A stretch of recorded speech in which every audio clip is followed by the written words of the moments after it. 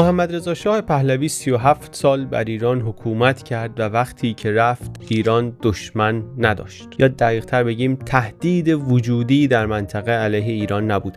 از خود شاه البته اگه میپرسیدیم میگفت ایران 1000 تا دشمن داره، ولی ما که این 50 سال بعدش رو دیدیم میدونیم دشمن داشتن یعنی چی و واقعا با اطمینان میتونیم بگیم که ایران در پایان دوره شاه در مقام مقایسه دشمن نداشت. و این جمله ساده خیلی معنی داره تو این منطقه، تو اون شرایط، و از اینجایی که ما الان هستیم بعد از نیم قرن جمهوری اسلامی معنی دارترم میشه. این منو کنجکاو کرد که بریم ببینیم سیاست خارجی شاه در اون نزدیک 4 دهه‌ای که بر ایران حاکم بود و حکومت میکرد چی بوده.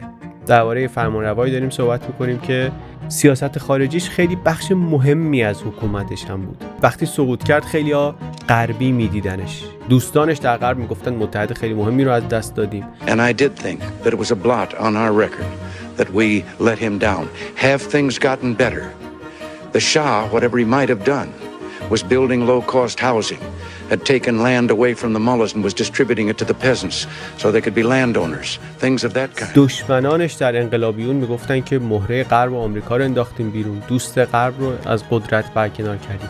امروز هم دوستدارانش خیلی هاشون خودشون رو در کنار جبهه آمریکا میبینن و البته همزمان بخشی از طرفدارانش و خانواده‌اش و حتی خود شاه بعد از سقوط مینداختن داستان رو تا حد زیادی گردن آمریکا. یعنی طبعا موضوع ساده‌ای نیست، ولی خب ساده سازی دربارش خیلی زیاد شده و مثل بقیه ساده سازی های تاریخی اینجا هم ساده سازی خیلی گمراه کننده بوده و هست و خطرناک بوده و هست. بجز اینا اون چیزیش که برای ما مهمه اینی که فرصت یادگیری رو ازمون میگیره.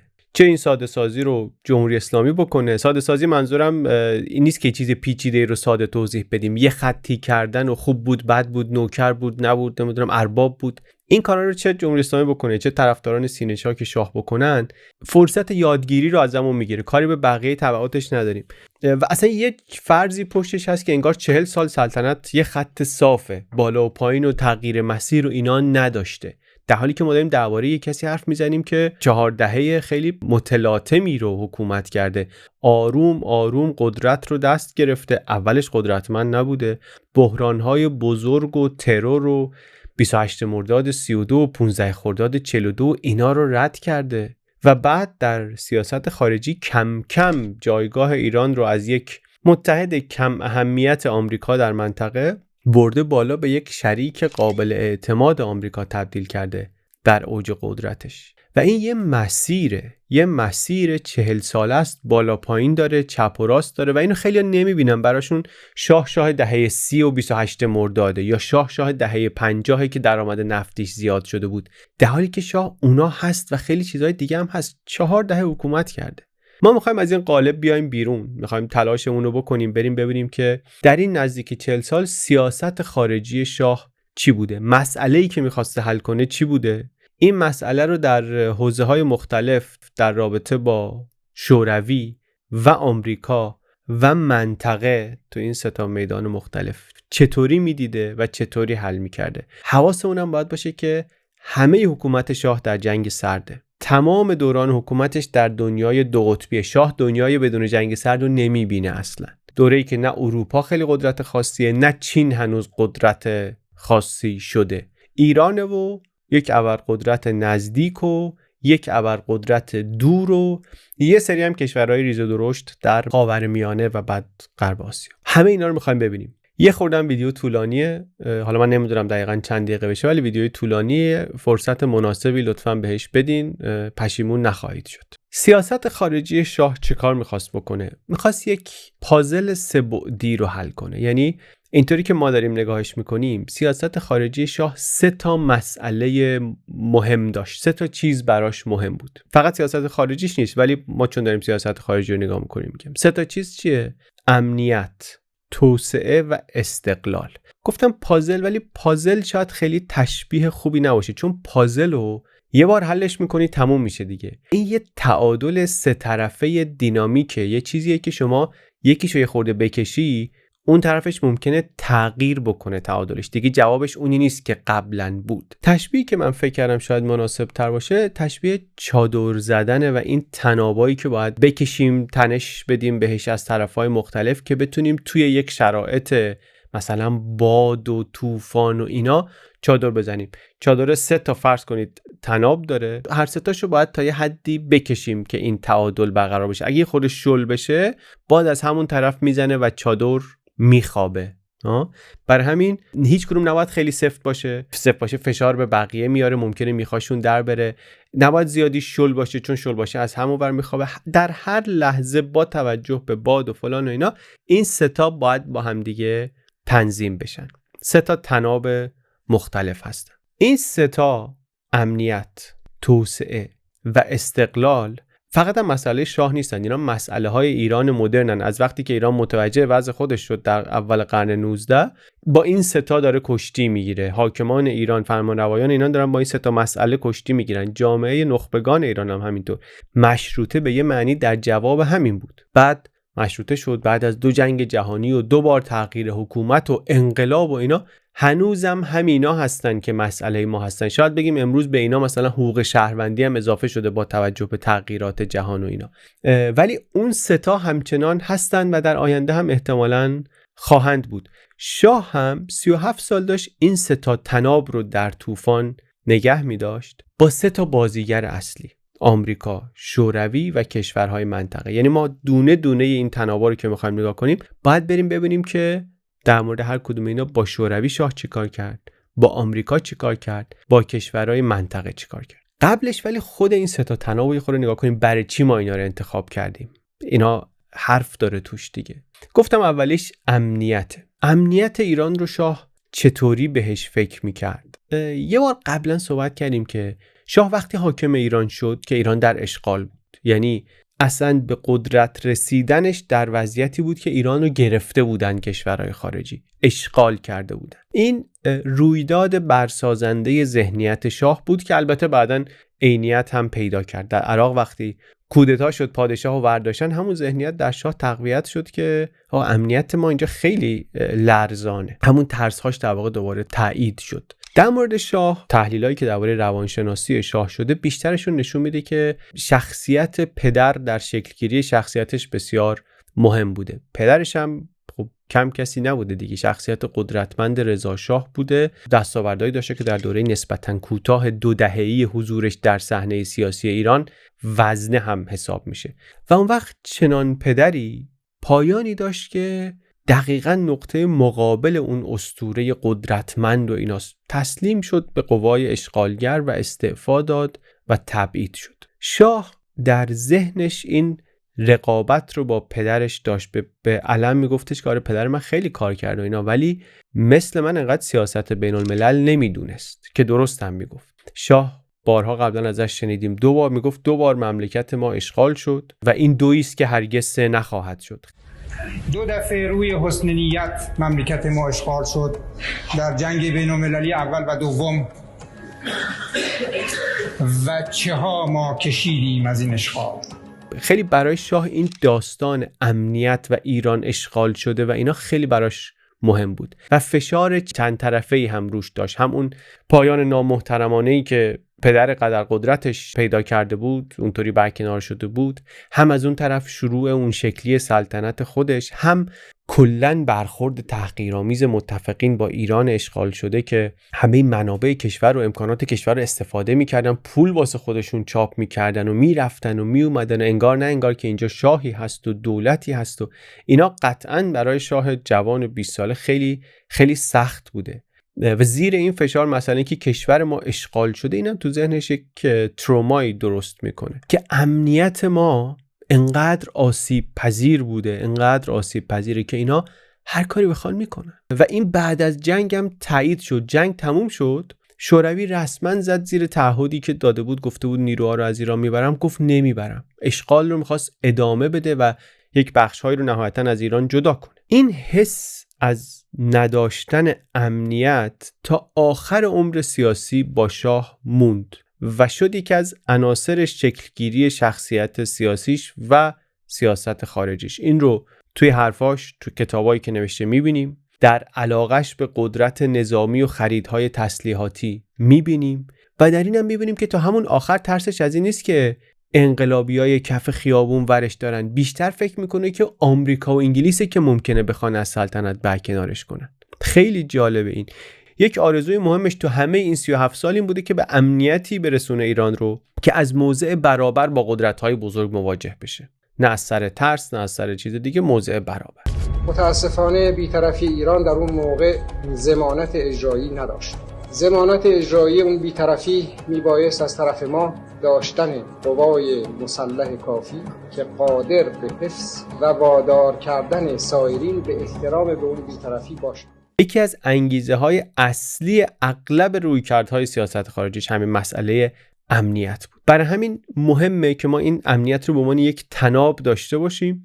وقتی که دونه دونه نگاه می‌کنیم شوروی، آمریکا، منطقه، می‌خوایم ببینیم سیاست خارجی شاه با اینا چطوری بود، حتما از لنز امنیت بهش نگاه کنیم. تناب اول پس امنیت. تناب دوم ولی گفتم توسعه هم در نظام تصمیم گیری شاه یک مسئله خیلی مهم بود، حاشیه نبود در همه حکومتش. البته سالهای طولانی مجالی برای دنبال کردنش نداشت. دهه 1320 شاه جوان چه در مقایسه با پدرش، چه در مقایسه با قدرتی که خودش بعداً پیدا میکنه به مراتب ضعیفتره. زندگی در سایه قدرت‌های بزرگ خیلی هم جایی بهش نمیده که بخواد تصمیم گیری مهمی درباره چیزی بکنه. خودش هم جوون، واقعا کم تجربهش، سابقه ای هم در سیاست ایران نداره. زمان قاجار ولیعهد رو میفرستادن آذربایجان مثلا ولایت اونجا رو اداره کنه، راه و رسم مملکت داری یاد بگیره، شخصیت‌های سیاسی بشناسنش. اصلا سیاست خارجی خیلی وقتا از تبریز اداره میشد، ولیعهد اونطوری تربیت میشد. رضا شاه همچین رویه‌ای نداشت. شاه رو فرستاده بود سوئیس. شاه در نتیجه خیلی ناآشنا بود با وضع ایران وقتی که آمد. آدمای قدرتمند سیاسی هم از فروغی و قوام و رزمارا و مصدق و اینا آدمایی بودن در سن و سال رضا شاه، کالیبر رضا شاه. سخت بود برای شاه که بتونه ارادش رو به اینها دیکته بکنه. اما وقتی که فرصت فراهم شد، توسعه رو آورد جزء مسائل اصلی کشور کرد. مسئله توسعه. رضا شاه موفق شده بود جهتگیری‌های اساسی کشور رو به سمت توسعه تغییر بده، به یک شکلی از نوسازی از بالا تغییر بده. منتها این روند مختل شده بود، جنگ جهانی شده بود و اشغال شده بود و اینا، و الان کشور احتیاج به کمک داشت. برای اینکه بخواد تو مسیر توسعه بره احتیاج به کمک داشت در این دنیای بعد از جنگ جهانی دوم. دنیا آرایشش اینطوری بود که آمریکا بود که داشت توسعه رو در کشورهای دنیا دو قطبی بود. البته خب درباره بلوک شرق صحبت نمی‌کنیم. این طرف در بلوک غرب آمریکا بود که داشت با پول خودش و با مدل توسعه‌ای که داره در این دنیای دو قطبی یارکشی می‌کرد. برای بازسازی اروپا طرح مارشال بود. برای توسعه جهان سوم هم اصل 4 ترومن بود که دربارش ویدیو ساختیم قبلا. برای شاهی که خودش اروپا مدرسه رفته بود، دلش با غرب بود و کشورش هم اول راه توسعه یهو ثباتش رو از دست داده بود، این یک فرصت واقعی بود که بتونه مسیر توسعه رو دوباره از سر بگیره. منتها شریک می‌خواست دیگه. توسعه شریک لازم داره، و شریک هم یعنی یک حدی از وابستگی لازم داره. و اینجا وابستگی چیزی که ما رو میبره سراغ اون تناب سوم.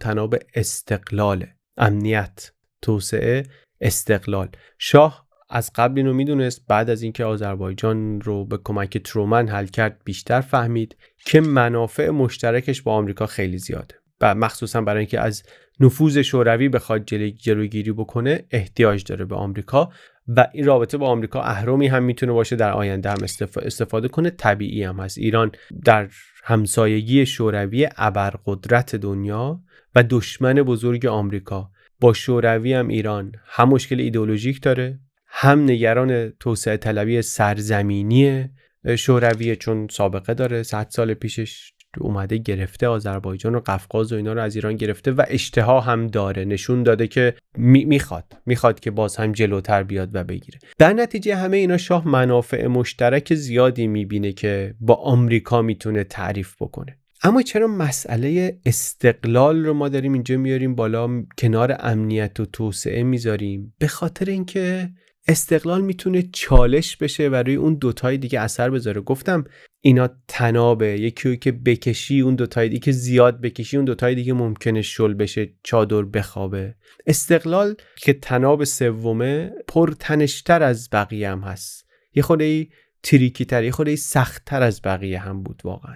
یه علتش هم اینه که مفهوم استقلال در ایران چیز پیچیده و بسیار حساسیه. من اینو توی ویدیوهایم که ساختیم ریز ریز یاد گرفتم و متوجه شدم. ما قبلا دیدیم وضعیت ایران قاجاری در مقابل روس و انگلیس یک ذهنیت ضد خارجی در ایران اول قرن 20 درست کرده بود، به خاطر اینکه اینا خب سابقه روس و انگلیس و اینا رو دیده بودن. نه فقط شاه، نه فقط آخوند، نه فقط طبقه تقریبا همه طبقه نخبگان ایران این ذهنیت رو داشتن. با اشغال ایران در جنگ اول، با اشغال ایران در جنگ دوم، این وضعیت شدیدتر هم شد. درباره ایران هم داریم صحبت میکنیم. یه خورده برای ایران این مسئله خاصه، به خاطر اینکه کشور قدیمیه، کشور دیرپاییه، اولین استیت جهان، اولین کشور جهان میگن. ایرانیا قدیمی ترین ملت هنوز زنده دنیا، یک ملتی با حافظه جمعی پر از اسطوره‌های مقاومت در برابر بیگانه. یه همچین ملتی اون سابقه قرن 19 و روس و انگلیس و اینا رو داره.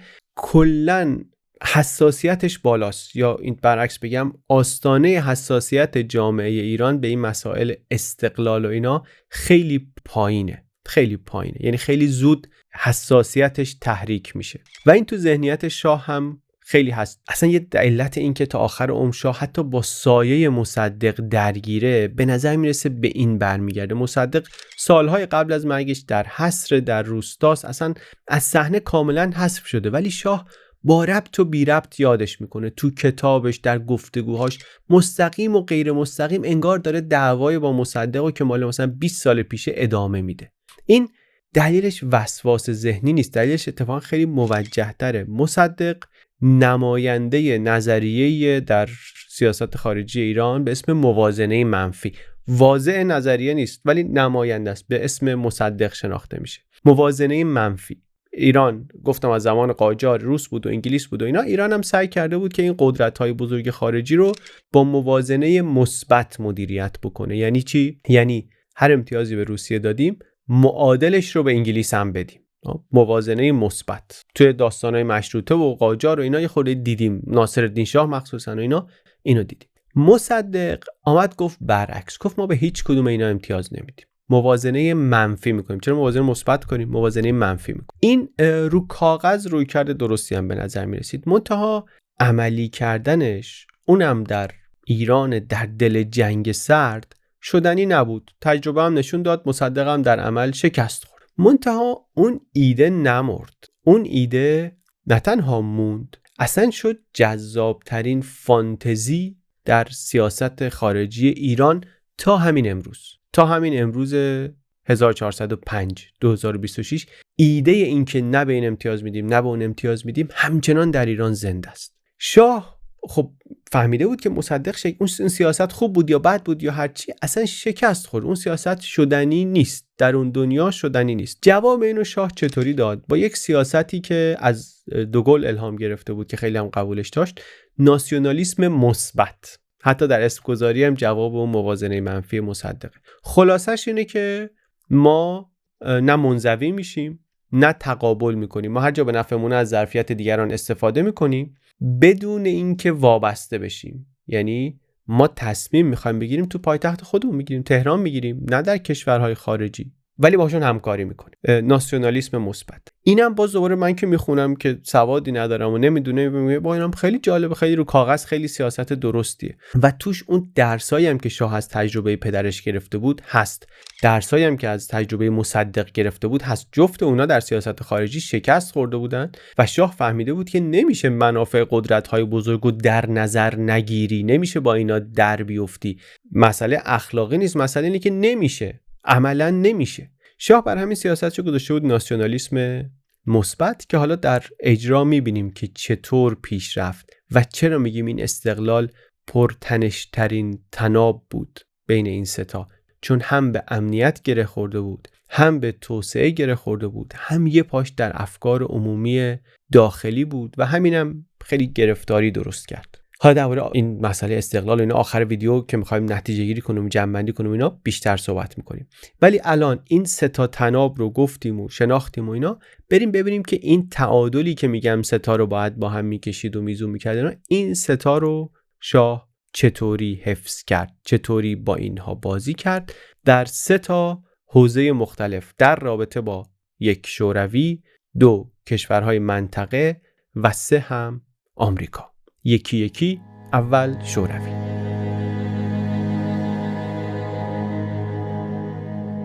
با شوروی شروع کنیم که کمتر ازش قبلا صحبت کردیم. شوروی در منطق ذهنی شاه فقط یک همسایه نبود، در بعد امنیت تهدید اصلی بود برای ایران.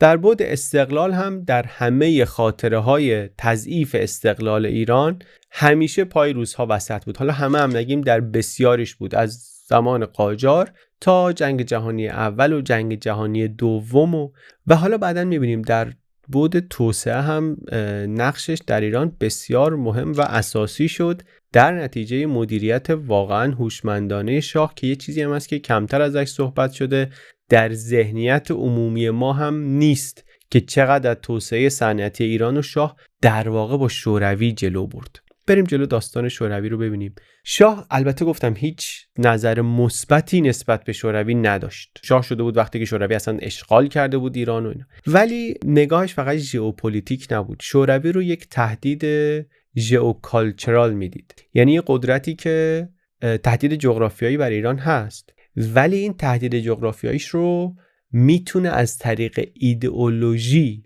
بسازه یا تقویت بکنه. میتونه از حزب توده حمایت کنه، از تجزیه طلبها حمایت کنه، با جریان‌های پان عربیسم چپگرا در منطقه کار کنه. اینا همه ابزارهایی که شوروی میتونه باهاشون ثبات ایران رو تهدید بکنه. ریشه اصلی نگرانی البته ژئوپلیتیک بود، همسایگی با ابرقدرتی که پیشینه دستاندازی به خاک ایران داره نگرانی درست میکنه برای شاه. گفتم همه الیت سیاسی ایران اینو به عنوان خطر درک میکردن.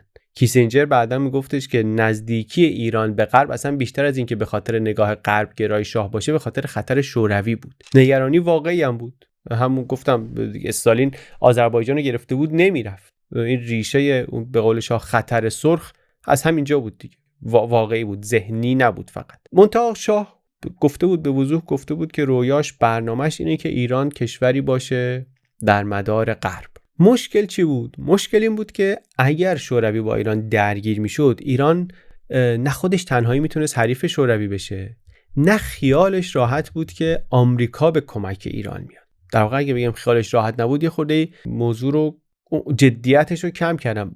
برای شاه خیلی واضح بود که آمریکا نمیاد به کمک ایران، مستقیم مداخله نمیکنه. اینم از اون چیزایی که یه طرف باز جمهوری اسلامی، یه طرف یه سری دوستداران شاه انقدر تکرار کردن که ما دیدمون بهشون اشتباه، فکر میکنیم آمریکا همه جوره پشت شاه بود. نبود، آمریکا نبود و شاه هم میدونست که نیست. میدونست که سر بزنگا آمریکا خودشو میکشه کنار.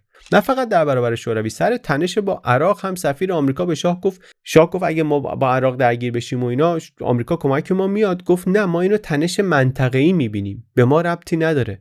شاه گفت شوروی از عراق حمایت میکنه، ابرقدرت رقیب شما داره میاد، ممکنه در اون سناریوی تخیلی میاد از عراق حمایت میکنه که حالا خیلی هم تخیلی نبود، داشت اتفاق میافتاد. آمریکا حاضره بیاد سر بزنگا پشت ایران؟ گفتن نه نمیاد. گفت ما این تنش منطقه‌ای میبینیم. فقط هم حرف نبود، دیده بود شاه که آمریکا پشت پاکستان هم نرفت در درگیری با هند که هند وصل به شوروی بود، ولی آمریکا نرفت. کسانی مثل آرش رئیسی نژاد که از تز تنهایی استراتژیک ایران صحبت میکنن به عنوان یک مشخصه دیرپای ایران، یه همچین خاطره هایی رو یادآوری میکنن. میگن ببین، نشون به این مقطع تاریخی، این حرف، این صحبت، ایران بین قدرت‌های بزرگ متحد استراتژیک نداره. نه به این معنی که شراکت نمیتونه بکنه، میتونه بکنه. نه به این معنی که همکاری باهاش نمیکنن، میکنن. ولی متحد استراتژیک نداره که سر بزنگاه وقتی که ایران زیر تهدید وجودی بیاد کنارش بیسته. همچین چیزی رو شاه هم نداشت. بین قدرت‌های بزرگ شاه هم نداشت. حالا اگر ایران یک همچین تهدیدی در شمالش داره، ژئوکالچرال. شاه هم تهدید رو میبینه و واقعی هم هست، درست هم ادراکش میکنه و میدونه هم که آمریکا نمیاد کمک سر بزنگاه. چه کار کنیم؟ چه کار میشه کرد؟ یه ایده این بود که یک پیمانی مثل پیمان آتلانتیک شمالی، مثل پیمان ناتو اینجا باشه که یک کمربند جنوبی درست بکنه از متحدین آمریکا در مقابل شوروی. پیمان‌های دفاع منطقه‌ای مثل پیمان بغداد یا سنتو، اینا ایدهشون همین بود. شاه هم خیلی دلش می‌خواست که ایران توی همچین ائتلافی باشه، اینطوری یک تضمین امنیتی بگیره. اما اینا نشد. اینا کار نکرد. دلایل مختلف هم داره. شوروی خب طبعا مخالف بود، عرب‌ها مخالف بودن، اسرائیل مخالف بود. کلاً نشد. بچم حکومت این کشورها اصلا عوض شد، بینشون اختلاف افتاد و اختلاف بود و هیچ وقت کارت مهمی نشدن برای تأمین امنیت ایران در مقابل شوروی. در نتیجه این نگرانی امنیتی شاه پابرجا موند، چون ایران بخشی از معماری امنیتی نشد در مدار یکی از قدرت‌های بزرگ. منتها شوروی هم داریم صحبت 40 سال می‌کنیم دیگه. شوروی هم تو این 40 سال تغییر کرد. تو این 40 سالی که داریم حرف میزنیم، شوروی از شوروی استالینی رفت به شوروی خروشچف. ایده همزیستی مسالمت آمیز آمد که رویکرد شوروی رو به جهان سوم در واقع عملگرایانه تر کرد. حتی یه بار سال 38 مذاکراتی با شاه داشت که به نتیجه نرسید و بعد از خروشچف برژنف آمد که کمتر ایدئولوژیک بود، بیشتر کاسبی و تجاری و اینا بود که حالا اثرش رو میبینیم. ولی این تغییر شوروی اثر داشت، نقش داشت در اینکه رابطه مقداری تغییر کنه. هیچ وقت رابطه بر اساس اعتماد متقابل نبود و همیشه شاه گلایه میکرد که شوروی از گروه‌های مسلح و حزب توده و فداییان و اینا حمایت میکنه و از اون ور مسکو هم به نظر میاد که مثل یه شلکن سفکنی میکنه، از این گروه‌ها واقعا استفاده میکنه که منافع خودش رو در برابر ایران و دوستان غربی ایران تنظیم بکنه. اما اگر دیدگاه امنیتی رو بذاریم کنار، بیایم از نظر توسعه نگاه کنیم، رابطه با شوروی خیلی جالبه، چون از زمان برژنف مخصوصا که دیگه کمتر ایدئولوژیک بود و اینا، زمینه همکاری ایران با شوروی فراهم شد. دوره برژنف دوره هم هست که شوروی اعتماد به نفسی پیدا کرده که یک همپایگی، یک پریتی با آمریکا داره و حالا میتونه ابتکاراتی داشته باشه با کشورهایی که باهاشون تنش داشته، از جمله ایران مثلا. و البته ایران رو هم پایدار میبینه. ایران دهه 40 هستیم الان و اینجا جاییه که اینا منافع مشترک پیدا میکنن. اعتماد نیست همچنان، ولی بر پایه منافع مشترک میشه یه کارهای مهمی کرد. شوروی فکر کرد که ایران یه مقدار از آمریکا فاصله داشته باشه بهتر از اینی که کامل در اردوگاه غرب باشه، پس بهتره که همکاری کنیم. شاه هم یه سفر مهمی کرد به شوروی، سفر که زیاد کرد ولی یه سفر مهمی داشت 44 به شوروی و بعدم به کشورهای اروپای شرقی. اینا شد نقطه عطفی در همکاری‌های اقتصادی و صنعتی ایران و کل بلوک شرق در واقع. مثال برجسته اینم داستان ذوب‌آهن. ما یه دفعه می‌خواستیم یه ویدیوی ذوب‌آهن بسازیم، نشد، موند از اون پرونده‌هایی که فعلا تو کشو مونده تا ببینیم کی میشه درش بیاریم. ولی خیلی مهم بود. برای رضا شاه هم مهم بود. بارها هم ایران تلاش کرد از کشورهای صنعتی غربی کمک بگیره، ذوب‌آهن را بندازن، نشد. خیلی مشخص بود که غرب به صورت کلی تمایلی نداره که ایران وارد کلاب تولید کنندگان این ماده اولیه بشه. چرا تمایل نداره؟ من راستش خیلی محکم چیزی بلد نیستم که بگم، ولی از جمله این چیزایی که خوندم و شنیدم و اینا میگن که دلیل اقتصادی داره. ایران به عنوان بازار مصرف فولاد غربی ارزشمندتر بود تا اینکه بخواد رقیب تولیدی بشه برای تولید کننده های فولاد. بعضیا میگن اصلا کارتل‌های فولاد اروپایی، آلمانیا، انگلیسی اینا نمیخواستن رقیب جدیدی وارد بازار جهانی بشه. یا تئوری دیگه اینه که کلا میگن غرب ترجیح میداد که متحدینش در صنایع سنگین که پایه صنایع نظامی هم هستن وابسته بمونن. من واقعا نمیدونم دلیلش، ولی هر چی که بود نتیجهش این بود که واقعا نمیدادن. واقعا ذوب‌آهن رو، صنایع سنگین اینطوری رو ندادن به ایران و نمیدادن. بارها هم رفت و برگشت شد، نشد. این شد که شاه رفت سراغ شوروی. علیخانی تعریف میکنه که بار آخر وقتی خیلی تلاش کردن آلمانا جا زدن، شاه علیرغم نارضایتی طرف غربی خودش دخالت مستقیم کرد که کارخونه ذوب‌آهن رو از شوروی وارد کنن. خیلی این حرکت بزرگ و مهمیه. مجبور هستیم در این موقع از همکاری‌های دولت دوست و همسایه خود اتحاد جماهیر شوروی در امر همکاری و تأسیس این صنعت مهم سپاسگزاری بکنیم و اطمینان داشته باشیم که این روح تفاهم و همکاری ادامه خواهد داشت.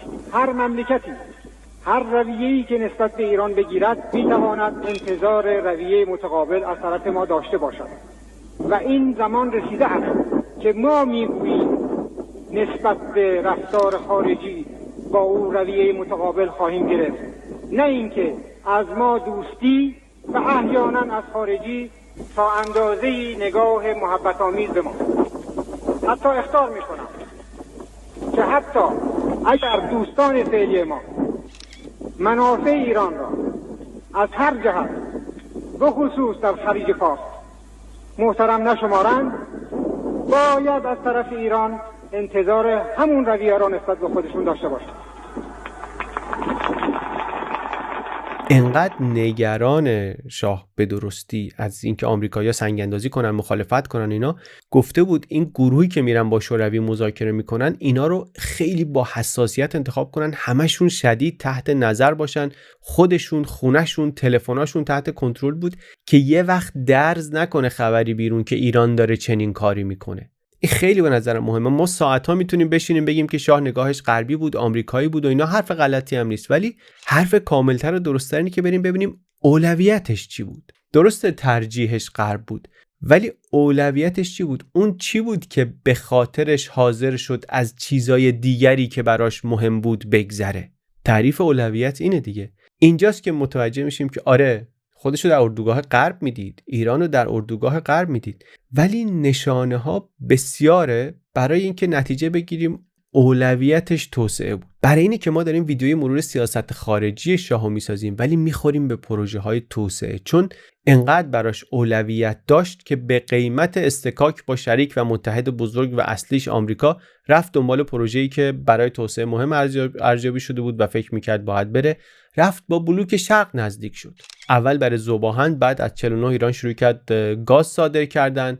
یک بخش قابل توجهی از صنایعی که در دهه 40 در ایران بنیانگذاری شد، مثلا صنایع سنگین و نیمه سنگین، از ماشین سازی تبریز و عراق و واردات ماشینالات سنگین و اینا با کمک شوروی و آلمان شرقی و چکسلواکی و مجارستان از اینجاها اومد. همین ایرانی که همیشه در دنیا و در چشم ما به عنوان یکی از متحدان غرب شناخته میشد، در اوج جنگ سرد تنوع داد به شرکای اقتصادی و صنعتیش. به نظرم اینجا جای مناسبیه که پل بزنیم، از داستان توسعه بیایم بیرون، بریم به سمت داستان استقلال، به خاطر اینکه این متنوع شدن اثرات امنیتی مثبت هم برای ایران داشت. به جز حالا داستان صنعت، باعث میشد که ایران بتونه از کارت این که من نیازامو میتونم خارج از بلوک غرب هم تأمین بکنم، از شرکای غربیش هم امتیاز بگیره.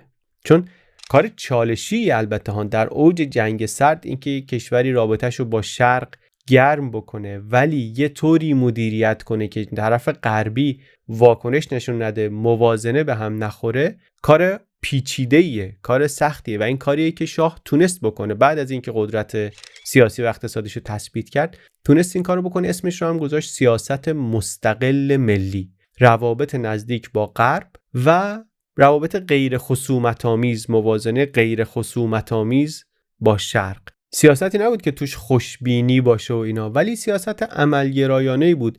به نیات شوروی بی‌اعتماد بود، ولی متوجه بود که داره درباره ابرقدرت جهانی صحبت میکنه که مرز اینطوری با ایران داره و خب هنرمندانه ترین کار اینه که یه معامله بردی بتونی از اینجا برای ایران در بیاری دیگه. و این سیاست مستقل ملی در بازه سالهای 45 تا 55 یکی از موفق ترین مانورهای شاه، نه فقط در زمینه توسعه بلکه در هر سه تناب. یعنی هم تناب امنیت رو اینطوری داره تنظیم میکنه، شوروی رو مهار میکنه بدون اینکه تقابل مستقیم داشته باشه، هم تناب توسعه رو صنایع سنگینی داره به دست میاره که غرب بهش نمیداد، و هم از منظر استقلال ایران دیگه دنبال روی غرب نیست، بازیگریه که داره منافع خودش رو بازی میکنه. رابطه دو طرف است و البته شوروی ابرقدرت، ایران یک قدرت منطقه‌ای بلند پروازه. اعتمادم به همدیگه ندارن، ولی هر دو میدونن که از تعامل با هم یه چیزی به دست میارن که اگه تعامل نکنن به دست نخواهند آورد. این داستان سیاست خارجی شاه با شوروی. هرچند ما اگه واقعا بخوایم پیچیدگی‌های واقعی رو که شاه در سیاست خارجی باهاش مواجه بود و متوجه بشیم، باید بریم سراغ منطقه.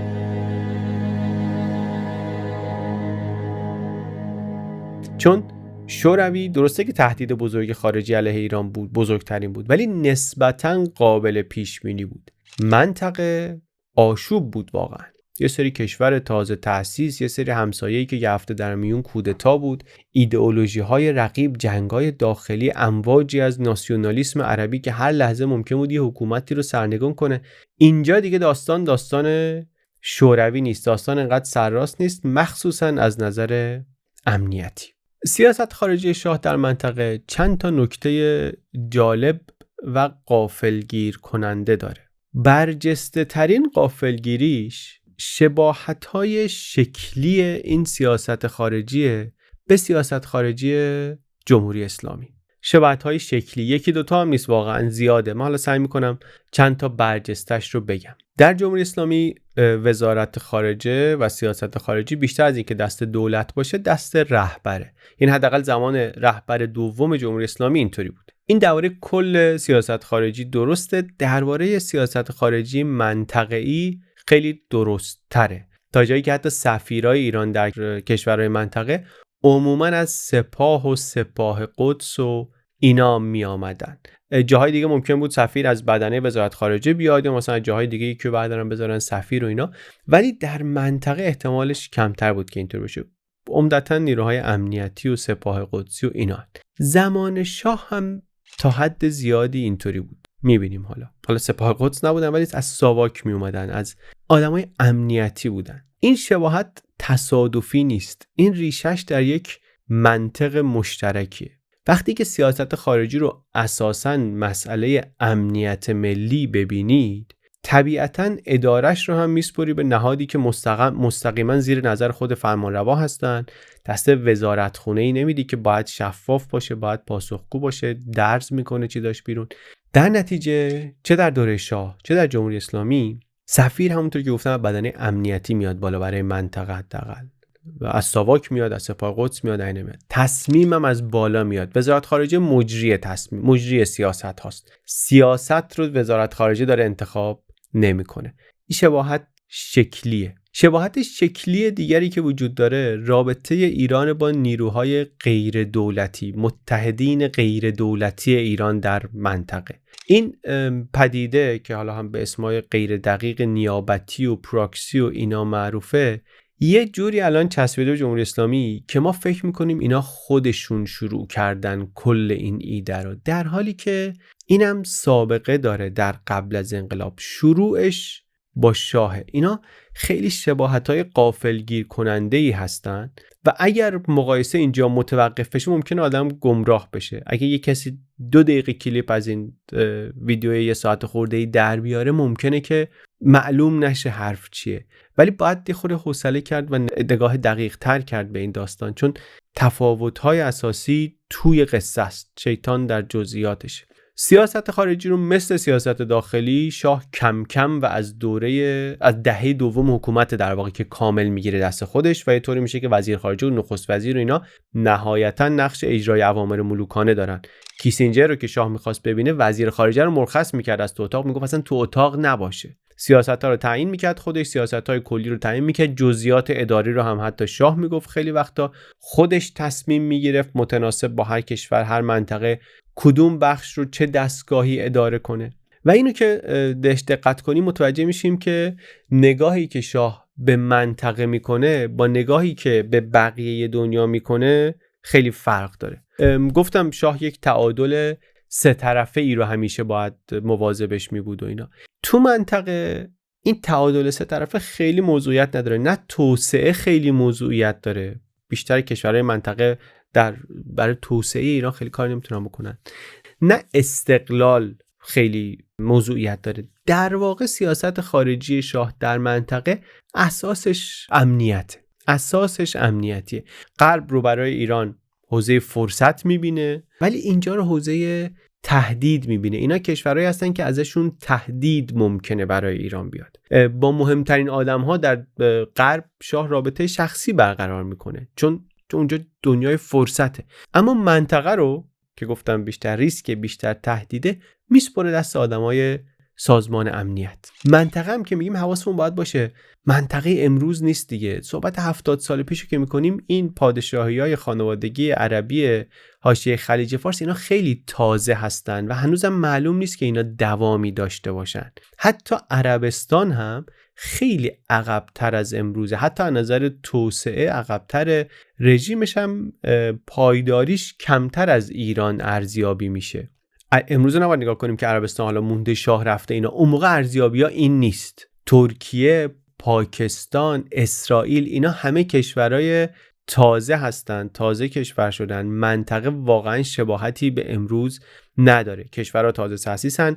اسلامگرایی هنوز نیروی سیاسی قوی نیست، هرچند خب کمونیسم هست و امواج پان عربیسم و اینا در منطقه هستن و قوی هم هستن. شاه نگاهش به این حکومت‌های عربی این بود که اینا همه جعلی هن، همه ضعیفن و همشون ممکنه زود بیفتن. حتی عربستان رو میگم بهش میگفت اعتباری نیست. و چون نگاهش به اینا امنیتی بود، کارو داده بود دست ساواک که گفتم از نظر شکلی شبیه جمهوری اسلامی. ولی چرا همش میگم شکلی شبیه؟ چون خب منطقه که دیگه اونطوری نیست. عربستان و ترکیه که هیچ، الان امارات و قطر و اینا همه حکومت‌های ثروتمندی شدن که رابطه با اینا میتونه الان فرصت محور باشه.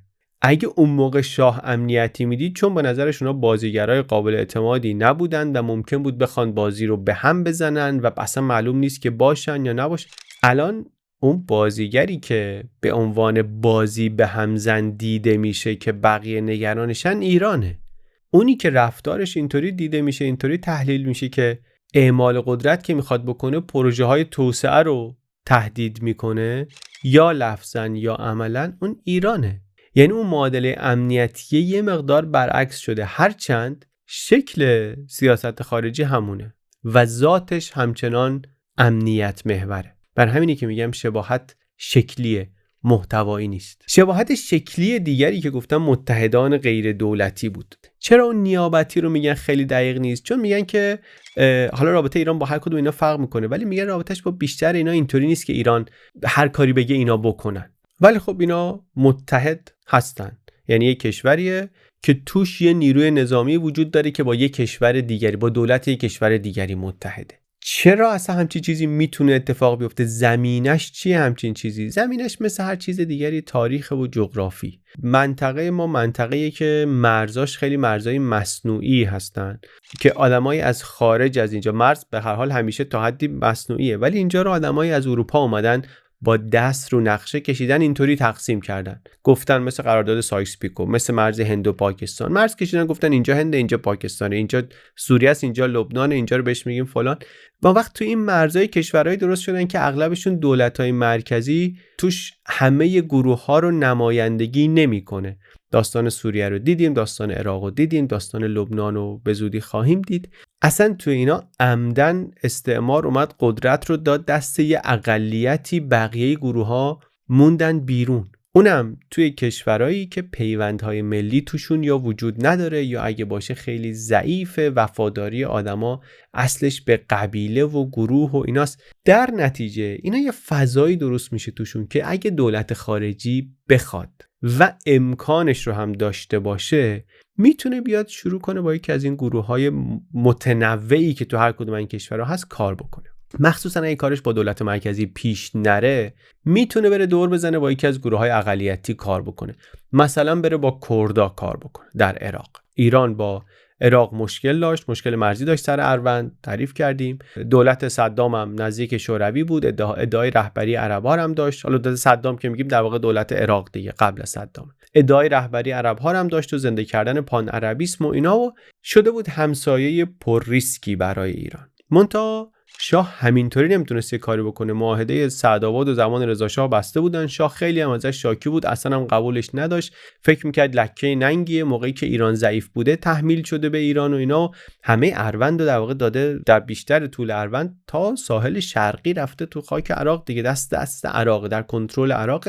شاه میخواد اینو هوا کنه، دنبال فرصتی که این لکه ننگو پاک کنه. برای اینکه بتونه این امتیاز رو از عراق بگیره چند تا مسیر میره. یه طرف تلاش میکنه حکومت عراق رو عوض کنه، دخالت کنه، مثلا ایران سلطنت رو برگردونن یا یه جوری کودتا کنن تو عراق و اینا، که نمیشه، شکست میخوره. بعد تصمیم میگیره که بره خب در توی جامعه عراق با یه کسایی متحد بشه، از اونا پشتیبانی کنه، اونا بتونن برای دولت مزاحمت ایجاد کنن. اولا میره سراغ شیعیان عراق که پر جمعیت هم هستن و اینا، ولی نمیشه دیگه، حالا کار ندارم، سازماندهی ندارن و اینا، نمیتونه، نمیشه. بعد تصمیم میشه که بره با کردهای عراق همکاری بکنه ایران علیه دولت مرکزی، که اینطوری به دولت عراق فشار بیاد، جبهه مقابل ایران ضعیف بشه. این شد که شاه شد حامی کردهای عراق، هم خودش حمایت میکرد، هم راه حمایت اسرائیل رو هموار میکرد، هم حتی تونست یه مقطعی آمریکا رو بیاره پشت کردها. داستانش رو قبلا گفتم دیگه، تکرار نمیکنم. سالها این داستان رو ادامه داد تا رسید به یه جایی که احساس کرد این کارتی که تو دستش نگه داشته و قوی کرده رو الان وقتشه که بذاره رو میز و بازیش کنه. 1975 وقتی که میخواست صدام رو بکشه پای توافق الجزایر، یعنی اون چیزی رو که رضا شاه در سعدآباد داده بود پس بگیره، در واقع همین کارت کردها رو بازی کرد. منطق سیاسی هم داشت، به خاطر اینکه کردها داشتن شکست می‌خوردن، علیرغم حمایتی که ایران ازشون داشت، کردها داشتن شکست می‌خوردن. و شاه هم گفت ما قرار نبود که خودمون بریم برای کردها بجنگیم با عراق، که ما قرار نبود ارتش ایران درگیر بشه، ما قرار بود کردها رو کمک کنیم که خودشون بجنگن. هدف ما اروند بود. مدتی از کردها حمایت کردیم، الان دیگه بس. یکی اینو ممکنه بشنوه بگه اخلاقا کار درستی نیست، کردها رو فروخته ایران در لحظه آخر. یک کسی ممکنه بگه که نه، با روابط بین‌الملل اصلا بازی منافعه، این قضاوت‌های اخلاقی توش در واقع راهی نداره. من نکته‌ای که برام مهمتره اینجا اینی که منطق شاه رو میخوام از توی این اپیزود، از توی این داستانی که درباره کردها هست و خیلی هم داستان معروف، مهم، پر جزئیاتیه، در بیارم که رابطه شاه با متحدین غیر دولتی ایران چطوری بود. اینو که باز کنیم معلوم میشه چرا میگیم این شباهت شکلیه. ببین، رابطه اینطوری بود که برای ایران یک منافع ملی تعریف شده بود. بعد در لحظه‌ای که تصمیم میخواست گرفته بشه، ارزیابی میکرد سیاست گذار ایرانی، فرمانروای ایرانی، که اگه این کارت رو بازی کنم الان، در ازاش فلان چیزو بگیرم، این منافع ملی منو بهتر تأمین میکنه یا نه الان تأمین نمیکنه. من اگه الان این حرکت رو بکنم میتونم حاکمیت بر اروند رو تثبیت کنم یا نه. اگه میتونم بکنم، مسئله من روشن، مسئله من ارونده. یعنی چی؟ یعنی معیار تصمیم گیری هم خیلی مشخصه، هم واقعا خیلی جای بحث نداره که ارزیابیش ارزیابی درستیه.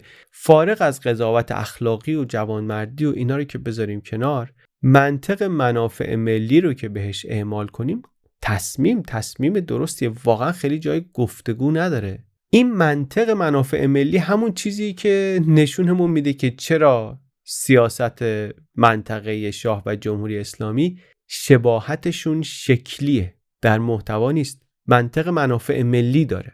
منطق منافع ملی رو کجا میفهمی؟ سر تصمیمای سر بزنگاه میفهمی. تصمیمشو داره با چی میگیره؟ با منافع ملی میگیره. میشه توضیح داد یا نمیشه توضیح داد؟ اگه داری دست و پا میزنی که توضیح بدی، با منافع ملی داری سعی میکنی بچسبونی، بدوزی، منطقش کار نمیکنه دیگه. یه مثال دیگه بزنیم. بریم لبنان. این بار عراق و کردها و اینا رو گفت، بریم لبنان هم باز الان ما حزب الله میبینیم و اینا فکر میکنیم که این داستان جمهوری اسلامی. در لبنان هم اولین بار شاهی که میره و در شیعیان لبنان برای ایران متحدینی دست و پا میکنه غیر دولتی. ما یه ویدیو داریم میسازیم درباره ایران و لبنان، برای همین اینجا تو جزئیاتش نمیرم، ولی این خطی که آخرش میرسه به جنبش عمل و بعدم حزب الله و اینا، یه جوری شروعش در واقع از سیاست منطقه‌ای شاهه. چطور؟ اینم بازی که از اون موارد کلاسیک اینه که ساواک چطوری در شکل دادن رابطه ایران با محیط پیرامونش نقش داره و البته از اون چیزایی هم هست که نشون میده نقش مذهب در سیاست خارجی ایران حتی در زمان شاه چقدر بوده که ایران از اهرم نفوذ مذهبی استفاده میکنه برای اهداف سیاسیش در لبنان. در عراق نمیتونه، در لبنان میتونه. ایده هم از ساواک میاد. گفتم روابط ایران با کشورهای خاورمیانه اصلا در ساواک مدیریت میشه. یادمون باشه ساواک هم CIA هم FBI، هم داخلی هم خارجیه، هر دو رو داره. ایده این که ایران باید بره در لبنان رو سرهنگ مجتبی پاشایی رئیس میز خاورمیانه در ساواک میده. میگه ایران باید بره نزدیک بشه به شیعیان لبنان. شاه هم تایید میکنه. لبنان یک کشوری 72 ملت، 17 تا گروه مذهبی و قومی و اینا، اصلا یک پارچگی ملی توش امکان نداره. و همین باعث شده که همیشه زمین بازی قدرت‌های خارجی بشه. شاه هم خب از این فرصت استفاده میکنه. دهه 30 و 40 خورشیدی اوج دوران پان عربیسم ناصر و اینا، شاه نگران اینه که این موج لبنان رو هم ببره. بیروت خیلی مرکز فکری مهمیه برای عرب ها. میگفتن در قاهره اندیشیده میشه، در بیروت چاپ میشه و حالا بعد میگفتن در بغداد هم عمل میشه، ولی بیروت مرکز فکریه، مرکز انتشارات و کتاب و مجله و روزنامه و فکر شاه اینه که خب لبنان اگه بره تو جبهه متحده عربی یک دردسر بزرگی برای ایران میشه. چه کنیم؟ ایران میخواد پان عربیسم رو زمینگیر کنه. راهی که پیدا میکنه اینه که بره سراغ شیعیان لبنان. شیعه ها در لبنان بزرگترین گروه مذهبی هستند، ولی از نظر سیاسی ضعیف بودن. نه قدرت داشتن، نه سازمان داشتن و ایده این بود که اگه بشه اینا رو سازماندهی کرد، هم جلوی پان عربیسم رو میگیریم، هم ایران اصلا یه پایگاه نفوذی در لبنان میتونه پیدا کنه. آدمی که اینجا وارد داستان میشه موسی صدر، یک روحانی ایرانی تباری که بعد از اینکه مرجع اصلی شیعیان لبنان مرده اواخر دهه 1330 میره بیروت. آدم استثنایی هم هست.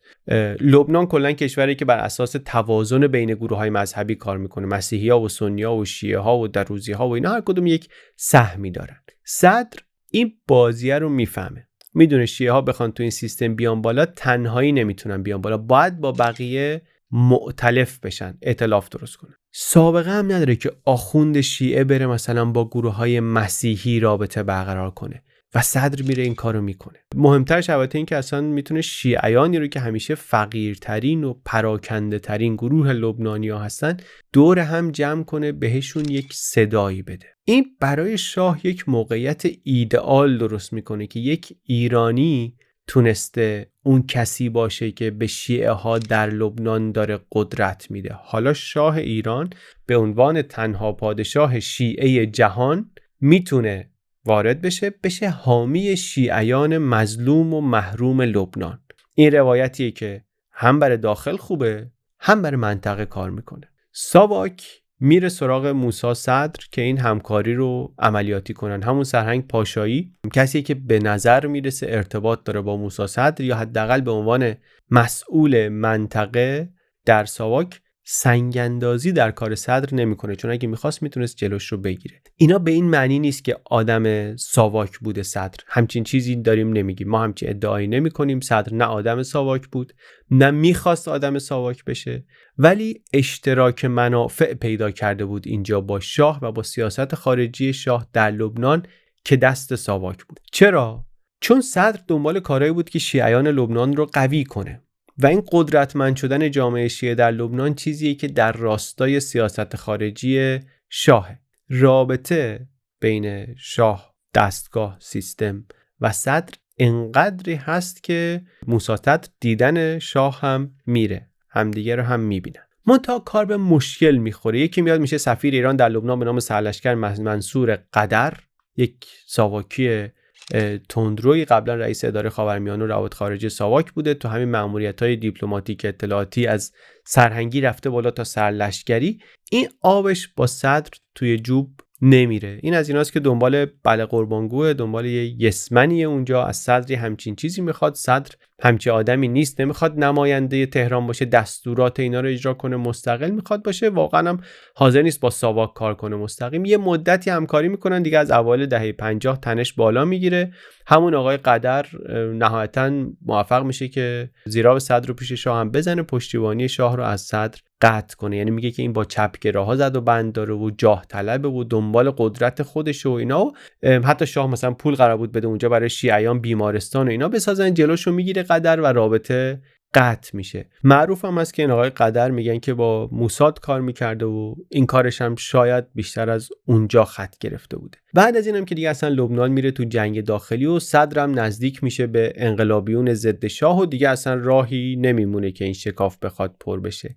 یعنی اون تلاش شاه برای اینکه یک پایگاهی در شیعیان لبنان پیدا کنه موفقیت آمیز نیست. اما ما میدونیم همون مسیر رو جمهوری اسلامی سرشو میگیره میره جلو و از دل همین جنبش عمل که در زمان صدر درست شده نهایتا حزب الله در میاد. حزب الله لبنان به عنوان یک متحد غیر دولتی خیلی مهم برای جمهوری اسلامی، برای مهار اسرائیل. این شکلی ادامه همون کاریه که شاه میخواست بکنه، منتها خب فقط شکلی دیگه. شاه که نمیخواست که اسرائیل رو مهار کنه، که شاه میخواست از شیعیان لبنان برای مهار پان عربیسم استفاده بکنه. جمهوری اسلامی اونجا نیروی نظامی مستقل از دولت درست کرد در مقابل اسرائیل. شکلی خیلی شبیه ولی محتوا کاملا متفاوت. یه مورد معروف دیگه بگم، باز دوباره اینم از شباهت‌های عجیبه. دخالت در عمان و کمک به حکومت عمان برای سرکوب شورشیان ظفار و البته حالا بعدن در یمن شمالی هم شبیهشو میشه گفت. اینم با ملاحظات زیادی میشه گفت خیلی شبیه رفتار جمهوری اسلامی در سوریه. این داستانا رو بسیار جالب و منسجم توی کتاب شاه و شطرنج خاورمیانه میتونید ببینید از آقای آرش رئیسی نژاد که ما هم خیلی خوشحالیم که داریم از راهنماییش استفاده میکنیم در این ویدیو و در ویدیوهای دیگه کانال. داستان عمان چی بود؟ در یمن در همسایگی لبنان اولین جمهوری سوسیالیستی عربی درست شده بود. بعد در عمان هم یه گروه کمونیستی شروع کردن با حمایت اون یمنی‌ها و شوروی‌ها و اینا یه حرکتایی کردن، یه جاهایی رم گرفتن. خلاصه احتمالش هست که عمان بشه دومین جمهوری عربی سوسیالیستی در شبه جزیره عربستان. دومینو دیگه شروع بشه.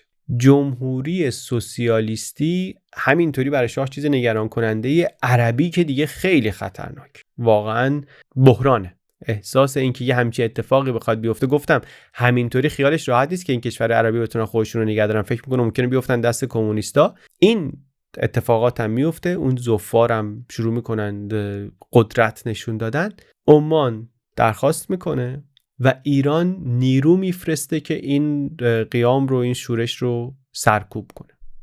دوران طولانی هم هست. اینو فکر نکنیم که مثلا چند هفته رفتن، صحبت چند ساله. تلفات ایران رو هم دقیق نمیدونیم، از چند صد نفر تا چند هزار نفر هم یک جاهایی میگن.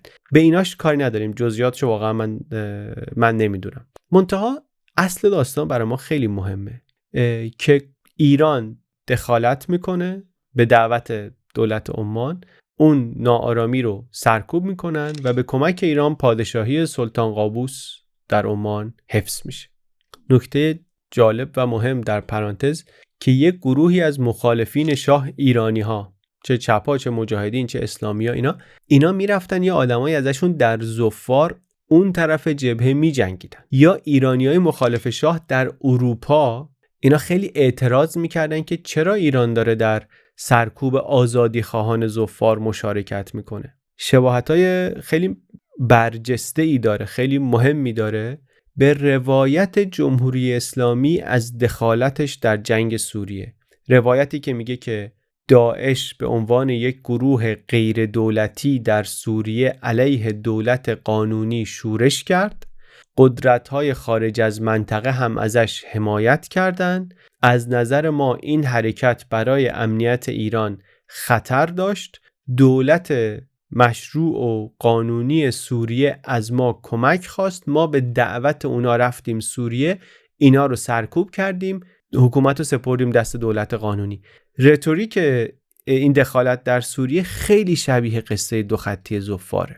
خیلی شبیه دخالت در عمانه. هرچند اینجا هم شباهت شکلیه، شباهت در همین سطح میمونه، بقیه قصه خیلی متفاوت پیش میره. در سوریه بشار اسد نمیتونه اداره کنه، بعد از چند سال میفته، میدونیم قصهشو. در عمان سلطان قابوس میشه نمونه نادر در کشورهای عربی که مخالفین رو جذب میکنه، از این دور باطل تخاصم بین دولت و گروه‌های غیر دولتی و اقلیت‌ها فاصله میگیره و نتیجهش رو هم میبینه، تا امروز هم میبینه. عمان و یمن، یه ویدیویی ما داریم، هیچ دو کشور همسایه‌ای در دنیا اینقدر اختلاف اقتصادی ندارن که یمن با عمان داره و یکی از دلایلش همون چرخشیه که بعد از سرکوب شورش ظفار انجام داد دولت عمان. تفاوت دیگه هم البته میشه دید، اشاره نتیجه همون تفاوته، شاید هم عاقبتشونه. واقعا سلطان قابوس خودش رو مدیون ایران میدونست و این رابطه حتی بعد از انقلاب هم حفظ شد، چیزی که از بشار اسد ندیدیم. حتی تحلیلگران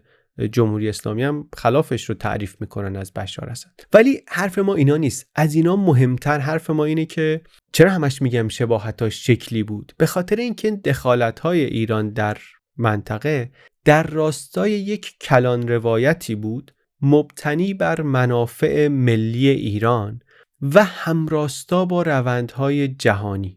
و شاید به همین خاطرم هست که هیچ کدوم اینا نشد یک پروژه های بی پایانی که نه تهش معلوم باشه، نه محاسبه سود و زیانش معلوم باشه. اینا همه در افق یک چشمانداز توسعه‌ای بود، نه در یک درگیری هویتی کشدار پرهزینه با مثلا با ابرقدرت دنیا یا با قدرت‌های بزرگ دنیا و منطقه.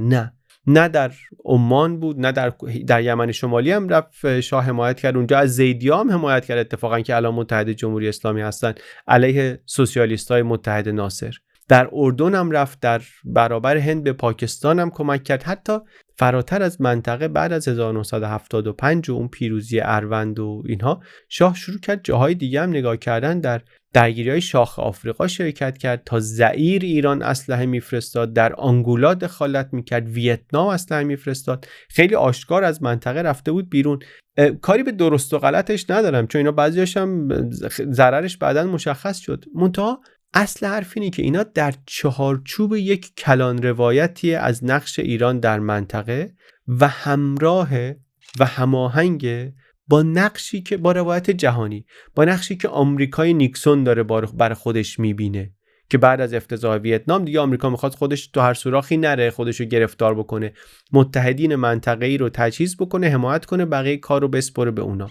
دکترین نیکسون همون نقشی که شاه سالهاست که برای ایران میخواد. از وقتی امپراتوری بریتانیا گفته ما دیگه میخوایم بکشیم بیرون، از شرق سوئز میخوایم پایگاه ها رو جمع کنیم، شاه هر جا مناسب میبینه میگه که انگلستان که رفت ما دیگه نمیخوایم هیچ قدرت بزرگی بیاد به جاش. خیلی هوشمندانه است این حرف دیگه، چون یه جوری مانور قدرت هست، سیگنال استقلال ایران رو داره به مخاطب داخلی میده و از اونورم همیشه خب همراه با این هم هست که اینجا خلیج فارس، دریای ایرانی هاست، مال ایران، امنیتش باید دست ایران باشه و از اونورم به آمریکا داره اطمینان میده که ببین گفتم قدرت‌های بزرگ نباید بیان، یعنی شوروی رو هم نمیذارم بیاد، ما نمیذاریم بیاد. اصل حرف اینه که وقتی که بریتانیا میره این کشورهای منطقه نمیتونن نظم ایجاد کنن، ایرانه که شریک محکم و قابل اعتماد غرب و میتونه محور نظم منطقه باشه.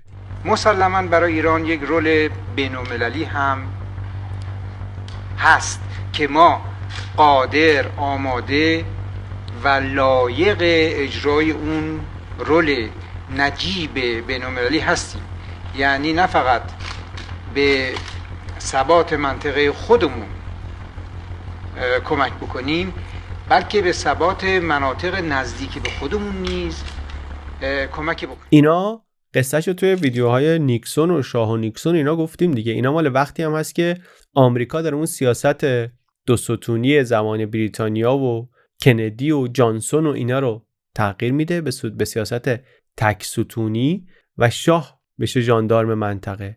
ژاندارم منطقه بودن تو دل خودش اینو داره که غربم نقش شاهو پذیرفته دیگه. نیکسون به شاه میگفت منم مثل تو میبینم این منطقه رو، منم مثل شما میبینم. یعنی چی؟ یعنی عربستان باید نگران بشه و نه فقط عربستان، در کل منطقه یه بدگمانی به سیاست ایران پیدا میشه. اون شورش زفار برای پادشاهی عربستان خیلی خطرناکتر و نگران کننده تر از ایران باید باشه، ولی عربستان زورش نمیرسه مقابله بکنه، از پس یمن هم بر نیومده. ولی بعد که ایران میره، بعد از 250 سال ایران میره در شبه جزیره عملیات میکنه، عربستانی‌ها فکر میکنن که خب این ارتش ایران اگه بخواد میتونه سراغ ما هم بیاد. شتاب شاه رو برای توسعه هم میبینن، فروش نفت ایران رو هم میبینن، میگن خب اینا دیگه ممکنه که برای این نیازهای فزاینده‌ای که دارن نفتشون کافی نباشه، ناچار بشن بیان سراغ ما. شاه هم خیلی مطمئن شده بود به قدرت خودش، اعتراض میکرد به شوروی که چرا در اقیانوس هند ناوگان داری رو، چرا تو یمن مستشارای کوبایی اومدن و این سیاست تبعات هم داشت. گفتم سیاست منطقه شاه اون حوزه‌ای بود که از اون توازن امنیت، توسعه، استقلال تقریبا برقرار کردنشون توش راحت بود، چون موضوع کاملا امنیتی بود.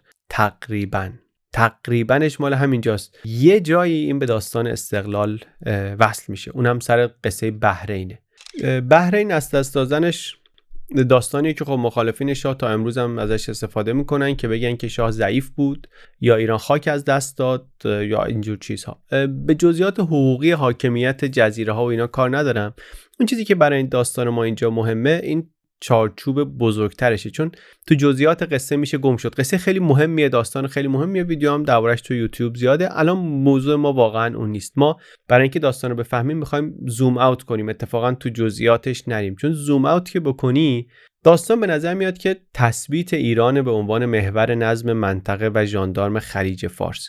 این کارو که میخواد بکنه باید نگرانی هایی رو از طرف آمریکایی کم کنه، باید امتیازهایی بده که بتونه این امتیاز رو بگیره. از جمله باید با کشورهای عربی تنش زدایی کنه. گفتم نگرانی توی اینا به وجود اومده و توی این مسیر مهمترین کاری که ایران میکنه اینه که از ادعای تاریخیش روی بحرین صرف نظر میکنه. شاه میگه ما راضی نیستیم از این داستان ولی به زور متوسل نخواهیم شد. یعنی چی؟ یعنی ما لشکرکشی نمی‌کنیم برای بحرین و این میشه مسیری که بعدش میشه رفراندوم و تهش میشه استقلال بحرین به عنوان یک کشور جدید عربی. بحرینی که ایران ادعا داشت که ایران بحرین جزء ایرانه، جزء تاریخی ایران بوده و هست و خواهد بود، رضایت میده که همه پرزی بزنن اینا و خلاصه جدا میشه. بعدم ایران استقلال قطر رو و استقلال امارات رو اینا رو میپذیره.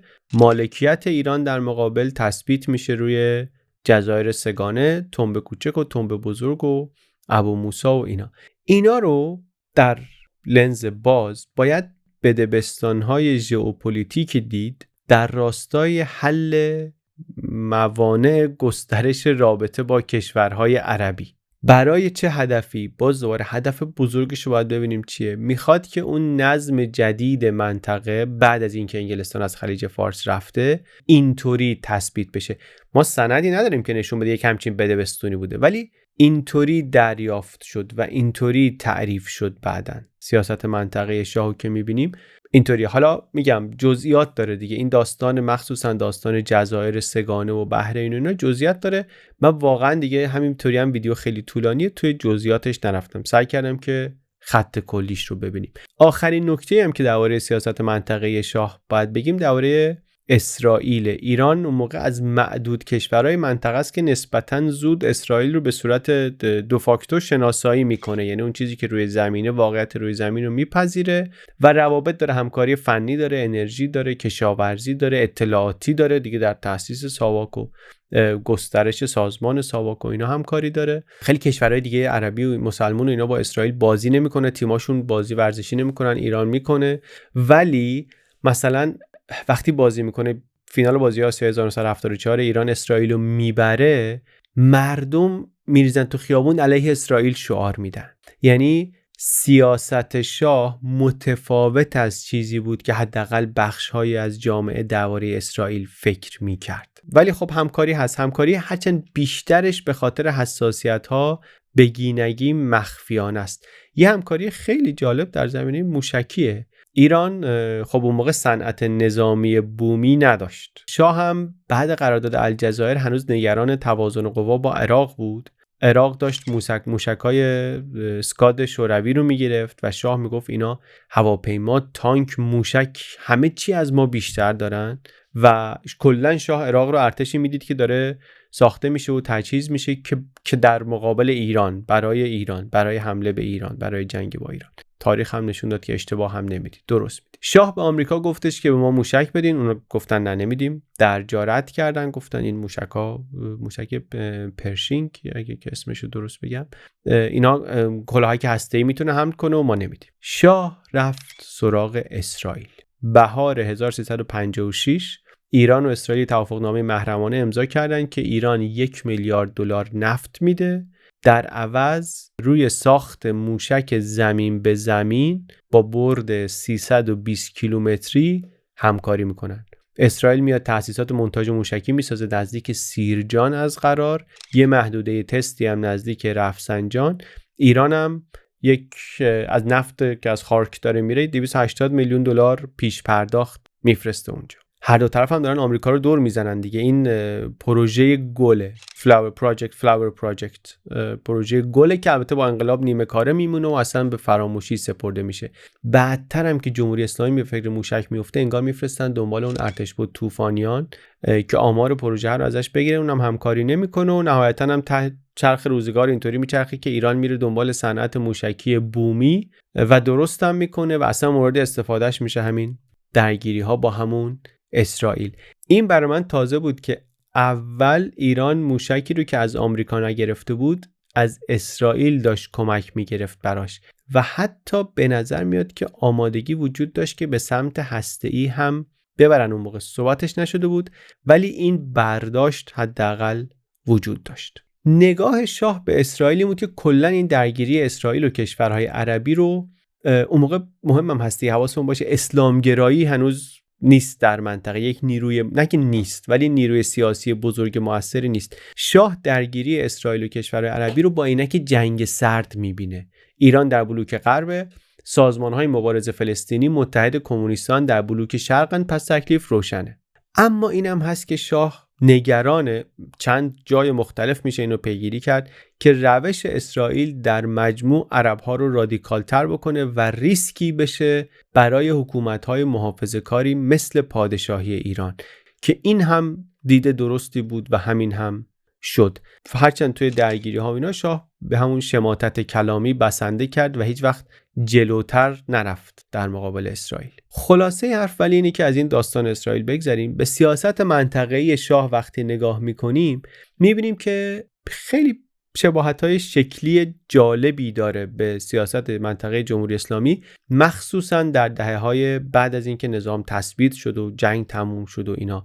یعنی از اون مدل دخالت نیروهای امنیتی در سیاست خارجی در منطقه تا رابطه با متحدین غیردولتی تا صرف هزینه‌های مالی و جانی در عملیات برومردی در یک کشور دیگه، اینا همه تکرار شدن. اما دقیق تر که نگاه میکنیم میبینیم که این شباهت همونطور که گفتم در محتوا نیست. این سیاست ها در هدف گذاری کاملا متفاوتن، به خاطر اینکه تعریف از منافع ملی در دو حکومت متفاوت بوده و بر همین از مداخلات خارجی هم دنبال چیزهای مختلفی بودن.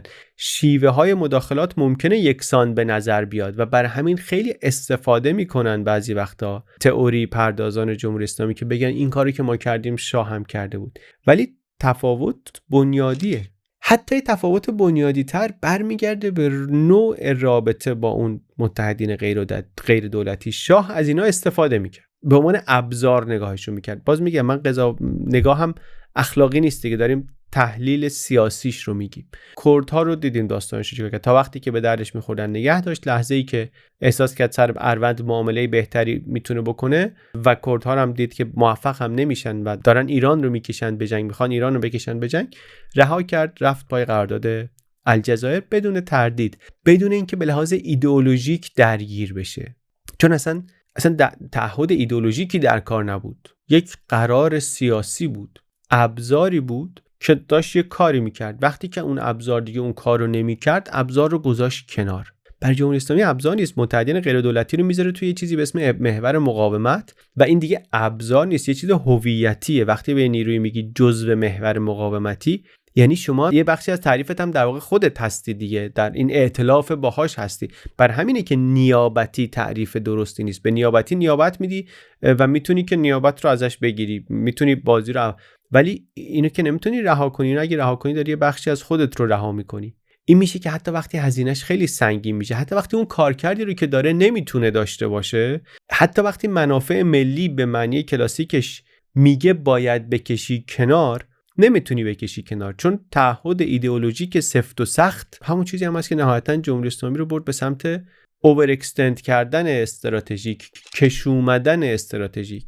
این چاهیه که شاه توش نیفتاد. شاه کردها رو رها کرد، از افتادن تو این چاه فرار کرد. جمهوری اسلامی ولی صاف رفت توش. تفاوت بنیادی پس اینه، یکی ابزار بود، یکی هویت بود. شاه استفاده کرد، جمهوری اسلامی متعهد شد.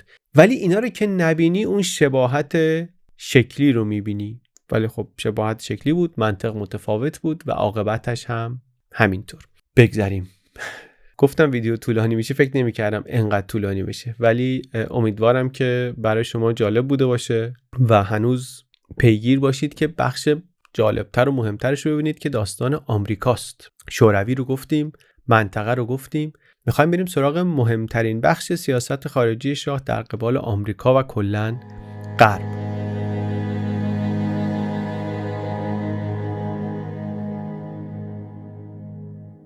آمریکایی که شاه باهاش مواجه شد با آمریکایی که امروز ما میشناسیم خیلی فرق میکنه. اون آمریکایی بود که 2 بار رفته بود خارج از قاره خودش مداخله نظامی کرده بود. 2 تا جنگ جهانی رو که اروپایی‌ها شروع کرده بودن، هر دو رو موازنه رو به نفع طرف پیروز نهایی عوض کرده بود و اونی هم که جلوش بوده تو این جنگ‌ها شد نیروی شر.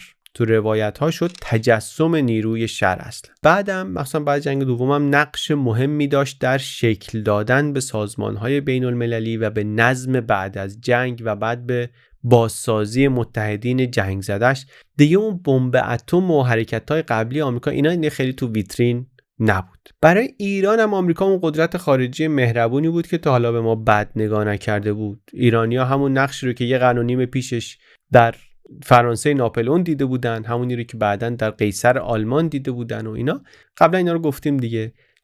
همون قبار و برقامت آمریکا هم دوختن. یکی ممکنه فکر کنه فقط شاه اینطوری بود، ولی اینم واقعا فقط شاه نیست. بیشتر نخبگان سیاسی ایران آمریکا رو قدرتی میدیدن که به ایران چشم داشته سرزمینی نداره، سابقه استعماری نداره، اصلا خودش از زیر استعمار انگلستان در اومده، به ما هم کمک خواهد کرد، همونطوری که به اروپا کمک کرده، همونطوری که به ژاپن کمک کرده و کمک میکنه. حتی مصدق هم نگاهش به آمریکا اینه، میگم حتی مصدق که ببینیم این داستان شاه نیست. اون چیزی که این رو در نگاه یک بخش بزرگی از جامعه ایران عوض کرد 28 مرداد بود. 28 مرداد برای شاه و شاه دوستا حرکت خوبی بود، کمک کردن شاه برگرده به تخت سلطنت ولی برای بخش بزرگی از نیروهای سیاسی ایران این مداخله مشکل دار بود.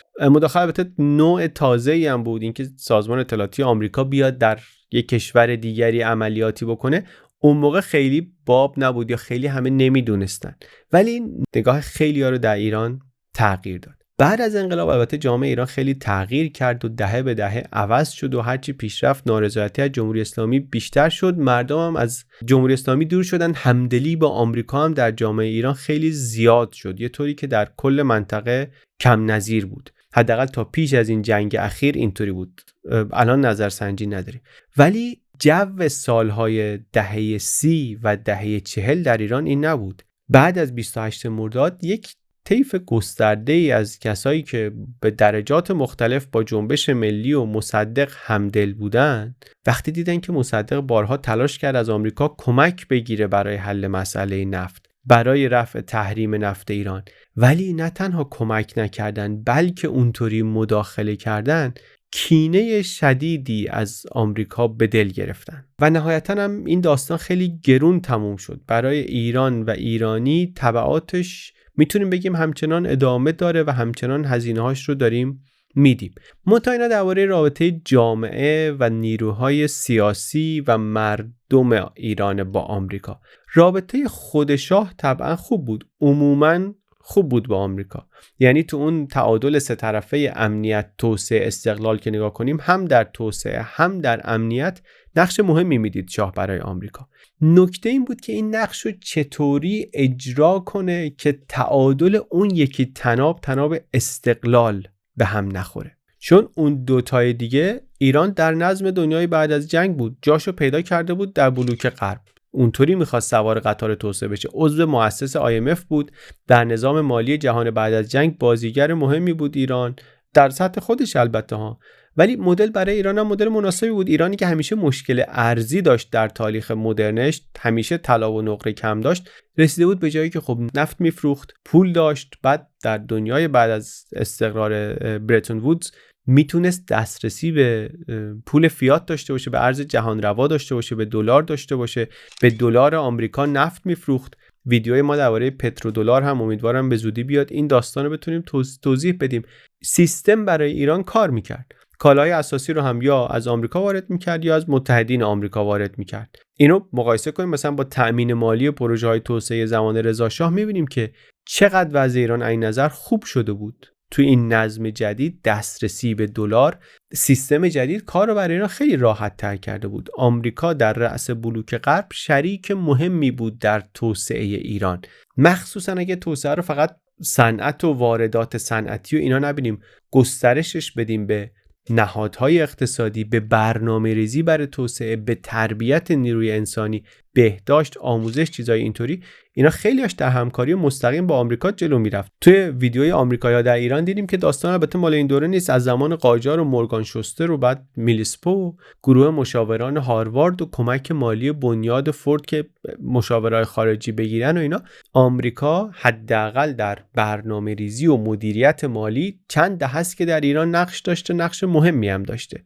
در دوره شاه که پروژه توسعه جلوتر رفت، خب امکانش هم بیشتر شد، همکاری بیشتر هم میتونستم کنه. این تاریخ شفاهی‌های مردان اقتصادی دهه 30 و 40 ایرانی که گوش میکنیم، میبینیم اینو واضح، خودشون درس خونده آمریکا هن یا درس خونده انگلیس هن، برنامه هاشون در هماهنگی و همکاری با اوناست. تا ایرانیایی میرن تو بانک مرکزی ایران کار میکنن که قبلش بانک جهانی کار کردن، با اون تجربه میاد خداداد فرمانفرمایان میگه من هم برای دفتر اقتصادی سازمان برنامه هم برای بانک مرکزی اصلا دنبال اونایی بودم که تو سیستم آنگلو ساکسون درس خونده باشن.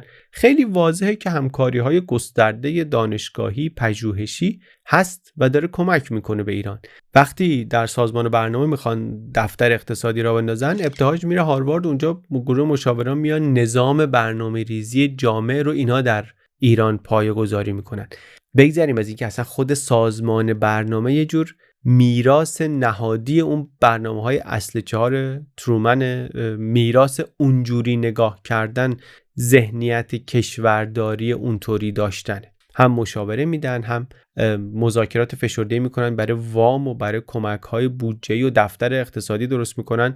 آقای هست به نام آبادیان، این ماها اصلا واشنگتن. یه ویدیو هم دوست دارم درباره این سازمان برنامه و اینا درست کنیم، بعدن شاید بتونیم درباره این چیزای اونجا هم صحبت بکنیم. ولی این داستان خلاصه داستانیه که ادامه داره. در دوران کندی خداداد میره در واشنگتن جلسه با 30 مقام ارشد وزارت خارجه و پنتاگون و خزانه‌داری و نهادهای جهانی برنامه توسعه ایران رو ارائه میکنه و میتونه کمک‌های مالی قابل توجهی بگیره که برای جبران کسری بودجه ایران خیلی مهمه. هرچند حالا از یه جایی شاه خیلی محتاط میشه که دیگه همه آدمای اقتصاد و برنامه‌ریزی ایران نباید آمریکایی باشن و سر همینم علی خانی رو میاره. ولی استخوان‌بندی بوروکراسی برنامه‌ای و بانکی ایران آمریکایی بود و آمریکایی هم موند، واقعا هم آمریکایی موند. ولی همه این آدما، حالا چه اونایی که آمریکا درس خوندن چه اونایی که اروپا درس خونده بودن، تقریبا همشون آخرش با شاه مشکل پیدا کردن. یعنی مشکل که نهایتاً رسیدن به یک تضاد شدیدی بین نیازهای توسعه داخلی و سیاست خارجی شاه. تکنوکرات‌های سازمان برنامه و بانک مرکزی و اینا از دهه 40 میگفتن به شاه که ارتش قدرتمندی که شما دنبالشی نمیتونه روی یک اقتصاد ضعیف و بحران زده بنا بشه. این تنش وجود داشت از روزهای بیپولی یا کمپولی اوائل دهه 40 و ادامه پیدا کرد تا روزهای فوران پول وسط دهه 50 که شاه داره این ور اونور F14 و نمیدونم چی میخره، ایده تولید تانک و خرید زیردریایی و اینا بودجه های کشور رو داره میبلعه. خداداد فرمانفرمایی میگه من به شاه گفتم که با پول هر فروند F14 شما میدونید چند تا کلینیک و بیمارستان میشه ساخت. و خودش تعریف میکنه، میگه شاه نگاه عاقل اندر صفی به من کرد، گفتش که من وقتی که به خطراتی فکر میکنم که این کشور رو تهدید میکنن میگم به درک کلینیک نداریم. این یک چیزی به ما میگه درباره نگاه شاه به توسعه که خیلی نظامی بود. هدفش این بود که یک ارتش مدرنی درست بکنه. روند تاریخی نشون داد که نگرانی شاه بیمورد نبود. نگران تجهیز ارتش عراق بود، در نتیجه میخواست ارتش ایران رو برای اون آماده کنه. ولی همین نگاه باعث استکاک زیاد شد در طول این سالها بین شاه و تکنوکرات‌های ایرانی. حتی وقتی نماینده از آمریکا می اومد اینجا برای خرید و برای مذاکرات و اینا، درگیری پیش اومد. ابتهاج جبار میگه تو جلسه محکم کوبید رو میز که ایران این همه هزینه نظامی نمیخواد، ایران توسعه اقتصادی لازم داره، توده های مردم فقیرن، بهترین دفاع از این کشور یک اقتصاد سالمه. و خیلی صحنه نمادینیه به خاطر اینکه یه تنشی رو نشون میده که تا آخر دوره شاه هست. اینایی که گفتم مثال دیگه، حکایت از این حکایت‌ها که نمیشه که تحلیل رو نمیشه روی شونه اینا سوار کرد، ولی این مثالا رو برای این گفتم که اون موضوع اول ویدیو رو بهش برگردم. گفتم یک تعادل سه طرفه، سه تا تنابه که مهمه که اینو چقدر بکشی، که زیاد بکشی چی میشه، کم بکشی چی میشه. این تنشا نشون میده که در سطوح مختلف نظام یک درک یکسان و یک پارچه ای نبود از اینکه نقطه تعادل امنیت و توسعه کجا باید باشه. شاه به طور گسترده از کمک‌های آمریکا استفاده می‌کرد. همه رؤسای جمهور آمریکا رو دید، یا رفت واشنگتن یا اونا آمدن تهران، یا هر دو، بعضیا رو چند بار. و محدودیت‌های این رابطه هم به مرور زمان متوجه شد. اوایل دهه 40 که جنگ سرد گرفت بالا، سیاست خارجی آمریکا مداخله گرایانه تر شده بود. شاه برای اولین بار در دوره کندی با مشکل نسبتاً جدی مواجه شد. کندی میخواست در برابر کمونیسم، نفوذ کمونیسم سد درست کنه و احساس میکرد که ایران پایدار نیست، ایران مشکل داره سیستمش. فشار می آورد به ایرانی که روش نفوذ داشت که یک سری اصلاحات سیاسی اقتصادی اینا باید انجام بده و اعتماد نداشت خیلی که شاه بتونه تنهایی از پس چنین طرحی بر بیاد. تحت فشار کندی شاه مجبور شد نخست وزیر امینی رو بپذیره از یه خانواده قاجاری، در شرایطی که تازه داشت تنهایی رو سیاست ایران مسلط میشد و اینا. یک مرد قدرتمند دیگری، اونم از قاجار بیاد بالا، یادآور خاطرات تلخ دهه 20 بود برای شاه. ولی خلاصه نهایتاً موفق شد که از شر امینی خودتو خلاص کنه. در یه سفری به واشنگتن کندی رو قانع کرد که اون اصلاحاتی رو که دارین میگین اینا، من اینا رو خودم میتونم انجام بدم و اگر آمریکا حمایت بکنه میتونیم اصلاحات رو جلو ببریم. با همه اینا نگاه بعضی از رئیس جمهورهای آمریکا به شاه شک و تردید توش بود. شاه هم مخصوصا بعد از تجربه کندی ترجیحش دیگه این شد که با جمهوری خواها کار کنه.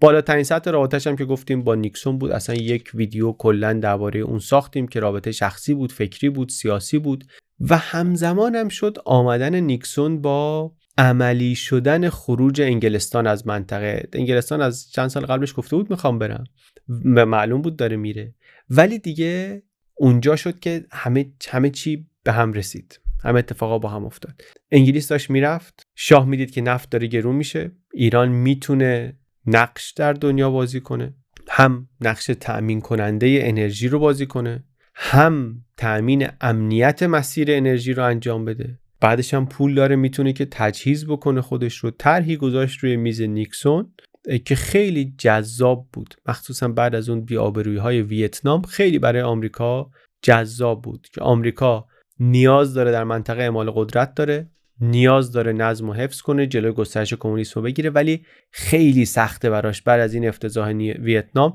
که بخواد نیرو بیاره اینور دنیا درگیر جنگ دیگری بشه که هر کدومش ممکنه بشه ویتنام جدیدی. راه حل ایران، راه حل شرکای منطقه‌ای تو تجهیز کن، حمایت کن، بقیه کارا رو بسپر به ما. چی بهتر از این؟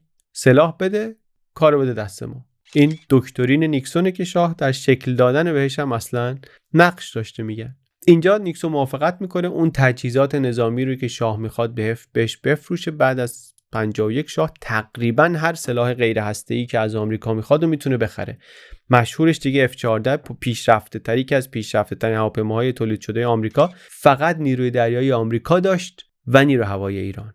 زرادخانه ایران به خصوص نیروی هوایی طوری تجهیز شد با فاصله از بقیه کشورهای منطقه جلوتر باشه و این نیروی هوایی مخصوصا در سالهای اول جنگ ایران و عراق نقش حیاتی ایفا کرد. از نظر امنیت این رابطه ایران و آمریکا موفق ترین بخش سیاست خارجی شاه، مخصوصا در این دوره. ایران در اوج جنگ سرد تبدیل شد به قدرتی که هیچ همسایه‌ای جرأت حمله بهش نداشت. اما اون جایش که خیلی خوب پیش نرفت داستان استقلال بود. استقلال رو یادتونه گفتم برای چی آوردیم تو این تعادل ستایی؟ گفتیم که ایران نخستین استیت دنیا، ایرانی ها قدیمی ترین ملت هنوز زنده، یک کشور قدیمی دیرپا با حافظه جمعی پر از اسطوره های مقاومت در برابر بیگانه، زخم خورده از دخالت بیگانه و جامعه‌ای که خیلی حساسه به این داستان. شاید بعضیا بگن به صورت غیر عادی، غیر معمول حساسه، ولی عادی یا غیر عادی این حساسیت هست. روند وقایع هم نشون میده که واقعا موضوع مهمی بود.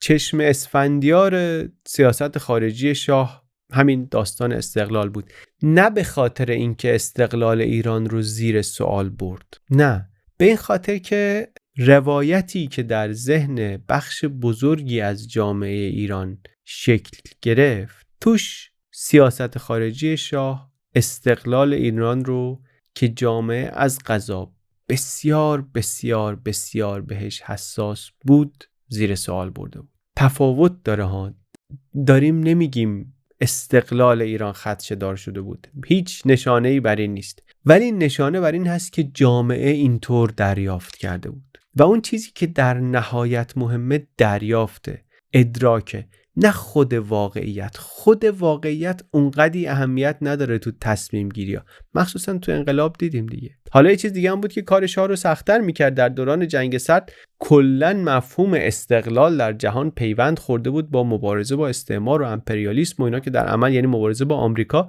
دیگه این فقط یه داستان ایرانی نبود، از آمریکای لاتین تا آفریقا، آسیا، روشنفکران، نخبگان همه به همین زبان حرف می زدن. طبعاً بخش بزرگی از نخبگان ایرانی هم تو همین فضای فکری نفس می کشیدن. استقلال برای اینا یعنی مقاومت در برابر آمریکا.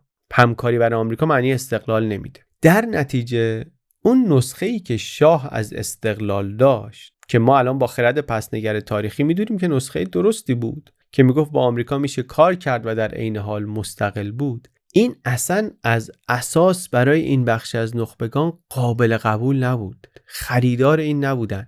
نه فقط به خاطر اینکه پیام پیچیده بود، به خاطر اینکه اصلا آماده شنیدن چنین چیزی نبودن. در واقع اصلا خیلی داستان عجیبیه. یک جاهایی سیاست شاه خیلی تأثیر گرفت از آمریکا، یعنی نظرات دولت آمریکا روی سیاست شاه اثر گذاشت و اتفاقاً اون جاهایی که اثر گذاشت اون جاهایی بود که بیشتر به کمک مخالفین شاه اومد، چه در زمان کندی چه در زمان کارتر. نیکسون که افتاد رابطه ایران و آمریکا خراب شد. این درست‌ترش اینه که بگیم در بدنه دولت آمریکا همیشه شاه یک سری موافقینی داشت، مخالفینی داشت. اون اوج گرفتن رابطه در دوره نیکسون تب تندی بود که خیلی زود وقتی نیکسون افتاد عرق کرد و داستان واقعا قابل تأملیه. سقوط شاه درست در زمانی شروع شد که هم در توسعه، هم در امنیت، هم در استقلال دستاوردهای بسیار خوبی داشت. بس دیگه اینجا از سیاست خارجی خارج میشه، میره واقعا توی روانشناسی شاه، وضعیت جسمی و روحی و روانی شاه که چی شد که اینطوری شد. Attended by a couple of French lawyers and they say that this man showed them the scars from such a table here in Tehran. Where the scars? Where? On his back and on his chest. You can scratch yourself very easily. No, the lawyers said, alleged. The lawyers, which kind of lawyers? Really, honestly, never heard anything like this. But you are really exaggerating. This is not serious, this kind of interview. I'm not going to answer to you anymore. Fine. Well, perhaps we could go on to something else. No, I'm finished. Oh, please, Your Majesty. I'm finished with you. Don't you think we ridiculous. must ask you this sort of thing? No. Well, can I ask you about your personal sense of mission, which you I'm not going to obviously answer have? to you anymore. You are so used to these questions. Not from Don't you think it is? ولی این اتفاق افتاد. شاه بعد از اون 3 پیروزی بزرگ در نفت، در ظفار و در مناقشه اروندرود خیلی به خودش مغرور شد، به تصمیماتی که گرفته بود بسیار غره شد و در زمانی که خیلی تنها تر از قبل شده بود در تصمیم گیری، دیگه شریک و همفکری نداشت، مریض هم شده بود، عجله هم داشت برای اینکه پله های توسعه رو 2 تا 1 کنه، درآمد سرشار و برنامه ریزی نشده و پیش بینی نشده نفت رو هم داشت. گفت الان میتونیم 2 تا 1 کنیم پله ها رو، میتونیم فرصت ها رو بقاپیم و واقعا هم فرصت ها رو دست بالا گرفت، ریسک های این کار رو دست پایین گرفت و شد آنچه شد. رابطه ولی از همون بعد نیکسون شروع کرد خراب شدن، قبل از اینکه دموکراتا بیان سر کار، همون زمانی که هنوز فورد جمهوری خواه رفیق نیکسون یا کیسینجر مثلا هنوز تو دولته، از همون موقع رابطه شروع کرد خراب شدن. آمریکا هم رفت تو بحران شوک نفتی و تورم و بیکاری و همه اینا شد زمینه تغییر سیاست‌ها. بعد کارتر آمد، فشار که وای در ایران دموکراسی نیست و سرکوب خشنه و اینا. و برای ایرانی که وابستگی قابل توجهی داشت برای توسعه به آمریکا و مخصوصاً شرایط داخلیش هم داشت هی خطرناکتر میشد، این خیلی فشار سنگینی بود. برنامه توسعهش خیلی به آمریکا وابسته بود. در شرایطی که ایران بسیار نیاز داشت که آمریکا پشتش بایسته، آمریکا کشید کنار. اینجا اونجایی که به نظر میرسه که شاه اعتماد به نفس خودش رو هم از دست داد یا از دست داده بود و در نهایت افتاد. ماهای آخر سفرای آمریکا و انگلیس منظم میرفتن شاهو میدیدن، شاه همش اینا میپرسه که شما میخواین من چی کار کنم. این خیلی حکایت عجیبیه. به بیانهای مختلف با عبارات متفاوت شاه از اینا میپرسه که شما نظرتون اینه که من چیکار کنم. اینا تو خاطراتشون میگن ما منتظر بودیم شاه به ما بگه که برنامه من چیه، من میخوام این کارو بکنم اون کارو بکنم، شما به عنوان متحد ازتون انتظار این کمکو دارم. ولی نه، شاه برعکسه، دیگه توان تصمیم گیریش رو به نظر میرسه از دست داده و اون وقتی که ازش ناامید شدن متحدین غربیش و مخصوصا آمریکا، در اون اجلاس گوادلوپ به این نتیجه رسیدن که نمیشه نگهش داشت، غیر ممکنه و ما فقط باید به این فکر کنیم که چطوری دمیج کنترل کنیم، چطوری جلوی بدترین اتفاق رو بگیریم. که بدترین اتفاق چیه؟ اینکه ایران بیفته دست کمونیستا. خیلی دیگه بعد از اون طول نمیکشه که حکومت شاه سقوط میکنه، از بین میره، رژیم میفته و حکومت جانشینش میشه که در بسیاری زمینه‌ها مسیری میره کاملا برعکس شاه. نتایجش هم که تا اینجا دیدیم چی شده، بقیه‌اش رو هم باید دید. چرا گفتم از منظر استقلال رابطه با آمریکا چشم اسفندیار شاه بود؟ نه به اون خاطر که رابطه اونطوری بود که مخالفین شاه میگفتن. شاه واقعا از نظر استقلال واقعی بد عمل نکرده بود، اصلا بد عمل نکرده بود. ایران در دوره نیکسون کیسینجر شریک آمریکا بود، اصلا اینطوری نبود که اینا میگفتن دست نشانده آمریکا باشه، عروسک خیمه شب بازی باشه، نبود. ایران دیدیم با شوروی معامله کرد، با فرانسه رابطه برقرار میکرد، سر نفت با آمریکا در افتاد، کارتاشو بازی میکرد. هیچ کدوم اینا رفتار حکومتی نیست که بی اختیار باشه. پس استقلال داشت. اون چیزی که شکست خورد در واقع استقلال واقعی ایران نبود، گفتم روایتی بود که از اون استقلال ارائه میشد و در سیاست روایت ها خیلی وقتا مهمتر از واقعیتن. چرا روایت انقدر مهم بود؟ چون جامعه ایران خیلی به مسئله استقلال حساس بوده و هست. گراهام فولر کتابی داره به نام قبله عالم، اصلا اسمش از روی روانشناسی ایرانی به قول خودش گرفته. میگه ایرانی‌ها مرزهای شاهنشاهی ایران، امپراتوری ایران قرن‌هاست که نابود شده. اون برج و بارو در واقعیت ریخته، ولی تو ذهن ایرانی‌ها هنوز هست. در ناخودآگاه خودشون ایران رو مرکز دنیا میبینن. شاه ایران نیست، شاه ایران قبله عالمه. این غرور عمیق رو شما بذار کنار اون آستانه حساسیت پایینی که اول ویدیو گفتیم که خیلی زود تحریک میشه درباره مسائل خارجی و استقلال و اینا. اون وقت ببین شاه میخواد توی یه همچین صحنه‌ای اون روایت پیچیده‌اش رو از استقلال بفروشه. شاه گفتیم روایتش روی کاغذ حرف درستیه. ناسیونالیسم مثبت درسته، نه منزویه نه در تقابل، از ظرفیت دیگران استفاده هوشمندانه میکنه بدون وابستگی، همه اینا درسته، ولی اینو نمیشه توی یه جمله خلاصه کرد. اون سیاست موازنه منفی مصدق خیلی ساده است. مصدق میگفت بجز استیفای کلیه حقوق حقه ملت ایران به هیچی رضایت نمیدیم. این جمله رو هر کی گوش میده میفهمه، موافق میشه، باش تمیزه، خیلی قابل عمل کردن به عنوان آرمان ها. در عمل نمیشه پیادش کرد، کما اینکه مصدق هم نتونست پیادش کنه، نه به خاطر اینکه مصدق سیاستمدار قابلی نبود، اساساً قابل پیاده کردن نبود، ولی جامعه اون روایت رو میپذیره، پذیرفت، نگه داشت. هنوز که هنوز اون روایت در ایران کار میکنه. بخش‌هایی از جامعه ایران همچنان اون روایت رو میخوان، میپذیرن. و اگر شما ذهنیت این باشه که اون روایت قابل اجرا شدنه، اونطوری میشه گذروند، چرا کوتاه بیای ازش دیگه؟ برای چی یک قدم پایین تر از اون رو بپذیری؟ استیفای کلیه حقوق حقه ملت ایران. ممکنه شما بگی نه به خاطر اینکه من میدونم عملی نیست، ولی اگه ندونی عملی نیست، اگر فکر کنی که نه عملیه، اون خوب عمل نکردی، اون خائن بود، اون کج بود، این فلان بود، در واقع میشه عملی، که میشه این کار.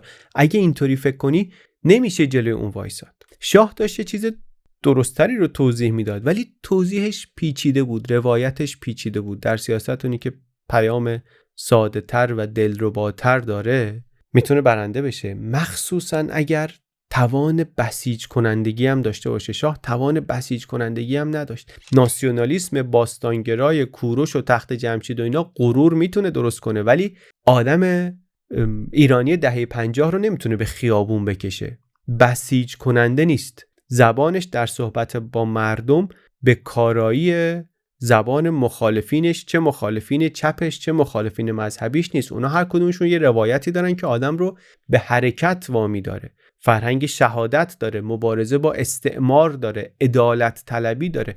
اینا بسیج میکنن. تخت جمشید بسیج نمیکرد، در دهه 50 نمیکرد. حداقل مخالفین شاه هم روایتشون ساده بود، هم بسیج کننده بود، هم با دریافت جامعه از وقایع تاریخی میخوند که برگشتن شاه رو به قدرت در 28 مرداد کمک دخالت خارجی میدید. این ادراک در ذهن جامعه بود و اون روایت نادرست وابستگی رو سفت کرد، تحکیم کرد. نشونه هم میدید براش، کاپیتولاسیون رو میدید، حضور گسترده مستشاران آمریکایی رو در ایران میدید. اینا واقعیت بود. میدیدن که دفتر CIA در تهران، در سفارت آمریکا در ایران، این فقط کارهای CIA در ایران رو مدیریت نمیکنه، فقط کارهای CIA در خاورمیانه رو مدیریت نمیکنه، کل آسیا رو مدیریت میکنه. یعنی جاسوسی که CIA در ژاپن داره به تهران گزارش میده.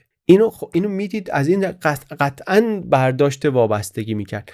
ما امروز ممکنه نگاه کنیم متفاوت فکر کنیم، ممکنه اصلا یک کسی بگه چه خوب که اینطوری بود، ممکنه همه اینها رو یک بخشی از جامعه ایران امروز مثبت ببینه، ولی برای بخش بزرگی از جامعه ایران اون موقع اینا مثبت نبود. همه اینا مواد خامی شد در دست مخالفان. وقتی که آیت الله خمینی آبان 43 علیه کاپیتولاسیون صحبت میکرد، رو همین زخمه دست میذاشت، میگفت عزت ما پایکوب شد، عظمت ایران از بین رفت. شاه هم میدونست این زخمه، هر جا میتونست سعی میکرد ازش صحبت بکنه. منتها گفتم دیگه روایتش اون پیچیدگی ها و الزامات کشورداری رو داشت و بعدش هم باید با حرکت در مسیر توسعه ترکیب میشد. نتونست جواب بده به مخالفین. روایت مخالفین جا افتاد. چپ ها، مذهبی ها تونستن از شاه یک کاریکاتوری بسازن که برای همه قابل درک بود، که عروسک خیمه شب بازی آمریکاست. این تصویر جا افتاد. اینه که میگیم استقلال، اون تناب استقلال شد چشم اسفندیار شاه، مخصوصا در رابطه با آمریکا. چیکار کردیم؟ ما این ویدیو رو با یه جمله ساده شروع کردیم. گفتیم محمد رضا شاه پهلوی 37 سال بر ایران حکومت کرد، وقتی که رفت ایران دشمن نداشت. بعد اومدیم 3 تا رابطه رو دیدیم، گفتیم که اون چادر با 3 تناب وسط باد و بوران و اینا نهایتاً چی شد که از هم پاشید؟ چی شد که اون چادر خوابید؟ چون چادر افتاد دیگه. چی شد که افتاد؟ 3 تا تناب امنیت و توسعه و اینا چطوری کار کرد؟ از نظر امنیت سیاست خارجی شاه موفق بود. موفقیتش هم نه ظاهری بود نه متوسط بود، واقعا موفقیتش واقعی بود و عالی بود. از نظر امنیت ایران در دوره شاه با شوروی همسایه بود، با عراق تنش مرزی داشت، در منطقه‌ای بود که 2 هفته در میون کودتا بود، جنگ بود، حکومت عوض میشد و اینا. ولی وقتی که تموم شد حکومتش ها، ایران تهدید وجودی در منطقه نداشت. بعد از اون اشغال شوروی که در زمان رضا شاه اتفاق افتاده بود، به ایران حمله نشد. 37 سال حکومت کرد، به ایران حمله نشد. صدام وقتی بعد از انقلاب به ایران حمله کرد، یه دلیلش این بود که فکر میکرد اون قدرت دیگه شکسته شده، قرارداد 1975 رو پاره کرد. گفت اون موقعی که منو امضا کردن در موضع ضعف بودم. یعنی تا قبل از انقلاب ادراکش از قدرت ایران فرق داشت. ادراکی که میساز مهم نیست که قوی تر بود یا ضعیف تر بود، ادراکش متفاوت بود. ادراکش تغییر کرد، فکر کرد ایران ضعیف شده، حمله کرد. اشتباه کرد، موفق نشد، ولی درکش این بود. این تناب تا آخرم پایدار موند. در امنیت واقعا میتونیم بگیم موفق بود، در توسعه هم نسبتا موفق بود، مخصوصا در توسعه زیرساختی. ایران از یک کشور با مشکل ارضی مزمن، با یک صنعت ابتدایی، با نیروی انسانی تحصیل کرده خیلی محدود، تبدیل شد به کشوری که ذوب‌آهن داره، ماشین سازی داره، بانک مرکزی مدرن داره و شرکای متنوع داره. شرکای آمریکایی داره، اروپای غربی داره، شوروی داره، اروپای شرقی داره. خود این تنوع داشتن کم دستاوردی نیست، مخصوصا برای کسی که داره در جنگ سرد کشورداری میکنه، مخصوصا در جنگ سرد. منتها این تناب، چرا میگم نسبتا موفق بود؟ چون یک تنش همیشگی داشت. تکنوکرات‌ها همش میگفتن بودجه رو صرف توسعه کن، شاه میگفت اول امنیت، و این کشمکش تا آخر وجود داشت و هیچ وقت هم حل نشد. هنوزم تو خاطرات همشون که میبینی هست. بر همین اونجا رو میگیم نسبتاً موفق بود سیاست خارجی شاه. نهایتاً اون چیزی که توش شکست خورد استقلال واقعی ایران نبود، روایتی بود که شاه از اون استقلال ارائه میداد و برای ساختن این روایت شاه اساساً تنها بود. نظام سیاسی بسته‌ای که خودش ساخته بود اجازه نمیداد طبقه‌ای که اتفاقاً از سیاستاش بهره‌مند شده بودن بیان وسط و کمکش کنن برای جا انداختن این روایت. طبقه متوسطی که میگفت نمیشه که تو به من امکان مشارکت در تصمیم ندی، بعد که به مشکل خوردی از من کمک بخوای. طبقه متوسطی رو که نیاز داشت همراهش باشن از خودش رونده بود حکومت. پایگاه حامیانش برای همین در کنارش نبودن. یک گروهیش حتی رفتن علیهش شدن، یک گروه بزرگتری هم خاموش شدن و نظاره‌گر موندن. این شکست روایی کم نیست دیگه، میبینیم شوخی نیست، کافی بود که اون تناب رو پاره کنه. تناب استقلال، نه به خاطر خود استقلال، به خاطر اینکه اون روایت از استقلال پذیرفته نشد، پاره شد. و وقتی یه تناب پاره شد دیگه اون چادر میفته. خیلی مهم نیست اون تنابای دیگه چقدر سفتن یا نیستن، چادر میفته، چنانچه که در بهمن 57 نهایتاً افتاد. ما نیاز داریم که واقعاً بتونیم تاریخ گذشتهمون رو نگاه کنیم. خیلی اگر شاه رو دوست داریم باید تلاش کنیم که اشکالات سیستمش رو بتونیم ببینیم. اگر با شاه خیلی دشمنی داریم باید یاد بگیریم که دستاوردهای سیاسیش رو متوجه بشیم. اگر بتونیم این کارها رو با کنجکاوی صادقانه، با ذهن پیشاهنگی انجام بدیم، با تفکر انتقادی انجام بدیم، قطعاً قدم‌های بزرگ و مؤثری برداشتیم، هم برای فهمیدن گذشتمون و هم البته برای تصور کردن و نهایتاً ساختن آینده‌ای بهتر.